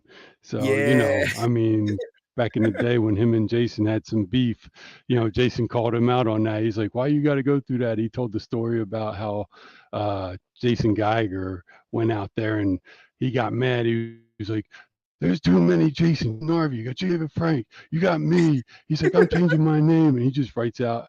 I was like, dude, I was like, really? I was like, where the hell did you come up with Austin St. John in that short amount of period of time? It was like some crazy character that he liked. But yeah, man. Thank you, Train Me JDF. I appreciate you reposting my stuff on Instagram. No. Thank you. I gotta bring Francis back up. Oh no, man. Like I said. All right, man, and shout out to Francis, because I haven't seen her in a while, and all right. I'm glad that I'm hoping that she's doing better. She's blowing you kisses behind the scenes. I'm gonna tell bring her her, ask her about the. Oh, is she? Oh, okay. Yeah, ask her about what? I'll ask her. Don't think I won't. I just ask her about the time that we were in Columbus. We had her, myself, and my wife went to dinner, and we had a good time. We were getting to know each other really well, and she's like I said, she's probably one of the best friends that I could ever think of having out there. She knows I got nothing but love, and I'm always there for her. So, all right, thank you. I look forward to her texting me. So, nothing but love for you, Francis. All right, thank you. That was my guy, Train Me JDF. Now let's bring up Francis. She didn't took her goddamn clothes off, guys. Like as you doing an OnlyFans shoot, she over here showing me areolas. All right, look at her. I almost showed you something. Thank God. He was about to get caught. You see, when that liquor in the system, ain't no telling. You know what I'm saying? When that liquor, look at her. What kind of? She probably thought I was Brent. She was like, "Is that Brent?" No, I thought you weren't gonna put me on. I thought you weren't gonna put me on. I almost showed you something that I wasn't gonna show. But no. On all seriousness, I think yo, it's the after hours. This will be after hours, y'all. So we're gonna be after hours. Let me drop bombs here because since it's after hours, and Brent be talking a lot of caca up in this chats. He said that Jason lied or something about no original Rangers. There weren't gonna be any original Rangers in the original script. It was only going to be Jason. Oh. So that's why he said there's no original Rangers. So he wasn't going to do it because they were going to make it all about him. So Brent, you don't know what happened behind the scenes. So yes, Jason said something that wasn't, people didn't know. But the original script didn't have all the originals. Oh, yeah. All the originals, just saying. Oh, Brent. Okay, she getting feisty. She drunk. She was about to show me what she was working with before I pulled her up on screen. No, it's not Brent talks. Brent needs what he needs to focus on is his, click your little bad boy, what he does, because he just wants to talk negative about Jason, but Austin a whole fraud, and he's not saying anything about that. I believe when you say Austin, are you talking about Austin St. John? Bad boys, bad boys. Yes, his little bad boy. Why doesn't he talk about his mistakes? What mistakes did he make, Francis? Wait, somebody said it, the PPP Lone Ranger. Yeah. Okay. Trust me, when the government comes after you, they know something. I'm sorry. Yes. When the government is after you, they know something. There's some fault. There's some. I know it's innocent until proven guilty, but the government don't mess up. Just saying. All right, I'm gonna drop you down, and then you can show me whatever you was about to show me, Francis. I'm gonna drop you off. All right, you ready? Bye, guys. No, hold on. You stay there. All right, now you can show me what you was gonna show me, guys. I'm gonna see if she about that life or not. She is not about that life, guys. People be pump faking all the time. Pump faking all the time. I get it all the time. You know, this is what happens in life, guys. This happened to me plenty of times. Everyone think that they about that life, and then you like, yo, are you really about that life? So they be like, yo, yeah, I want to do everything I said and texted you. I'm like, all right, once stuff get going, I need to make sure they like, yeah. Then next thing you know, they like, well, I thought I was about that life. I am not about that life. And I'm like, that's kind of what happened with Francis. She'd be like, oh, I'm about that life. No, I'm gonna show you. I'll be like, oh my God. Oh my goodness. It'd be so hilarious. What does famously Dia say? She said, you are too much that FBI sound. That's not my sound, Dia. That's the sound. I got the body footage from Austin St. John's, whatchamacallit? Austin St. John's body cam footage, guys. That's not me. And I even got the video. You like, Henry, look, I got when they kicked in his goddamn door, guys. You like, no, you don't. Okay, look. If you think I don't, where is it at? Where is it at? Where is it at? Hold on. I know I got it. I know I have it somewhere. I got the body cam footage for when they kicked in his door. Uh-oh. Did I accidentally delete it? I may have accidentally deleted it. Anyway, people, like I said, people like, yo, you gonna post me? Anyway, guys, what do y'all think about tonight's stream? Let's see what's going on. All right, any questions, guys, about tonight? Any questions? Austin had his paw, his morpher. Yo, he had the paw and the morpher. Oh my goodness.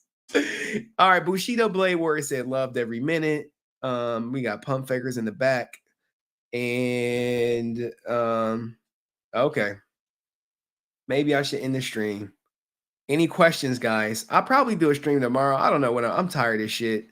And people they say they're about that life, man. I can give you so many stories where people are like, I'm about that life. And I'd be like, okay, because I'm really about that life.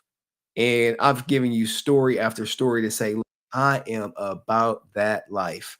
And Brent is like, yo, Brent's about that life. He about to come up here and kick Francis back in. Go ahead, Brent. You got the floor. Kick her goddamn back in because she ain't about that life. She pump faking. We call her pump fake McGee. You ever play basketball and you do the pump fake like you about to shoot to get someone to jump? I'm terrible at basketball, but all right. So what's up, Brent? So I really don't know because I could show her even if I were to show her the video, the timestamp, because she was probably at that con. It was in October, and they finished filming. So how could he not know that Davidyost was not in the special? Because that con was 6-7 months ago, where he said those comments. And for people who say, why I have an issue with JDF, I have videos of him just bad mouthing other Rangers, my favorite Ranger. Don't even speak anymore. Put all your videos in the email with the timestamps. This is what I do for my prep. Okay, put sure. them in the email, timestamps, and what you want people to take away from the video, because we're gonna give you your just due. Sure, because I have no issue with JDF giving free autographs. I have no issues with all that kind of stuff. Brent, save it. That's content, man. I'm managing now. Oh, you're managing now. Okay, yeah. I'm managing now. All right, so Brent's gonna do it. We probably gonna do it maybe 2 weeks from now. we'll do the Brent stream when Brent gets everything together and he is ready. And how about that? 2 weeks from now, we'll do the Brent stream for members only. Members only. Okay, sure. Okay. Yeah. Okay, sure. All right. Anything else you want to add, Brent? Shout out to everyone rocking with me. It's been 4 hours. It's been a crazy night. So you're gonna do Walter next with the. You're damn straight. I'm gonna do Walter next. And then Twee. And then Twee, and then maybe Johnny Young Bosch, and then maybe your boy who was looking at your wallet. I just got to see if it's enough information out there. And there's some other Power Ranger streams I like. And the If someone's about the money, I think it's him because I hate saying it, but it's kind of like the interaction with him was like a transaction, and it rubbed me the wrong way. So if JDF were to go after him, I would say, all right. He's look, y'all didn't squeeze the goddamn hour out of me, guys. I was supposed to end this show a while ago. Daniel Preston, cam up. If you cam up, you can come on. Appreciate you, Brent. All right, sure. All right, thank you. All right. Daniel or Danielle? Is it Daniel or Danielle? I don't know. I see Daniel in the back, but they're not connected. They're not cammed up. Any questions, guys, before I get off this stream? Any questions? Any questions? Any comments? Any concerns? Whatever you want to know. I'm an open book. I'm high off life. And all right, well, if y'all got nothing, I'll leave you with something. Hopefully you like the stream on the way out. Shots. Maybe we need a members only drinking stream. A members only drinking stream. All right, let me get out of here. Let me see what I'm gonna leave y'all with. I appreciate all y'all. Shout out to Dust Productions for sponsoring the stream. I appreciate that, brother. Hopefully he don't wake up hung over. And I have to figure out what I'm gonna leave y'all with. We'll leave you with the David and Amy. Okay, David and Amy. And thank you guys. I don't know if I'm gonna stream. If I do, it'll be last minute. Maybe tomorrow. Maybe Sunday. Probably Sunday. I'll do a Sunday stream probably for members only. I don't know. I don't know what I'm gonna do. Anyway, I'm scatterbrained. Scatterbrained. Daniel Preston. They won't let me come up. It's all good, Daniel. Next time. All right, guys. Appreciate you rocking with me. I don't even know if I'm gonna be able to clip this because, anyway, whatever. All right, David and Amy, make sure you like the stream on the way out. Peace. I'm just using my Lima. This is how I try to look young. It's my Lima laser. I'm just cozy in my PJs, guys. Hey, David. Hey, Amy. Hi. Hi. Roses. Guys. Billy gets the girl in the end. Billy, get the girl. Always. What's up?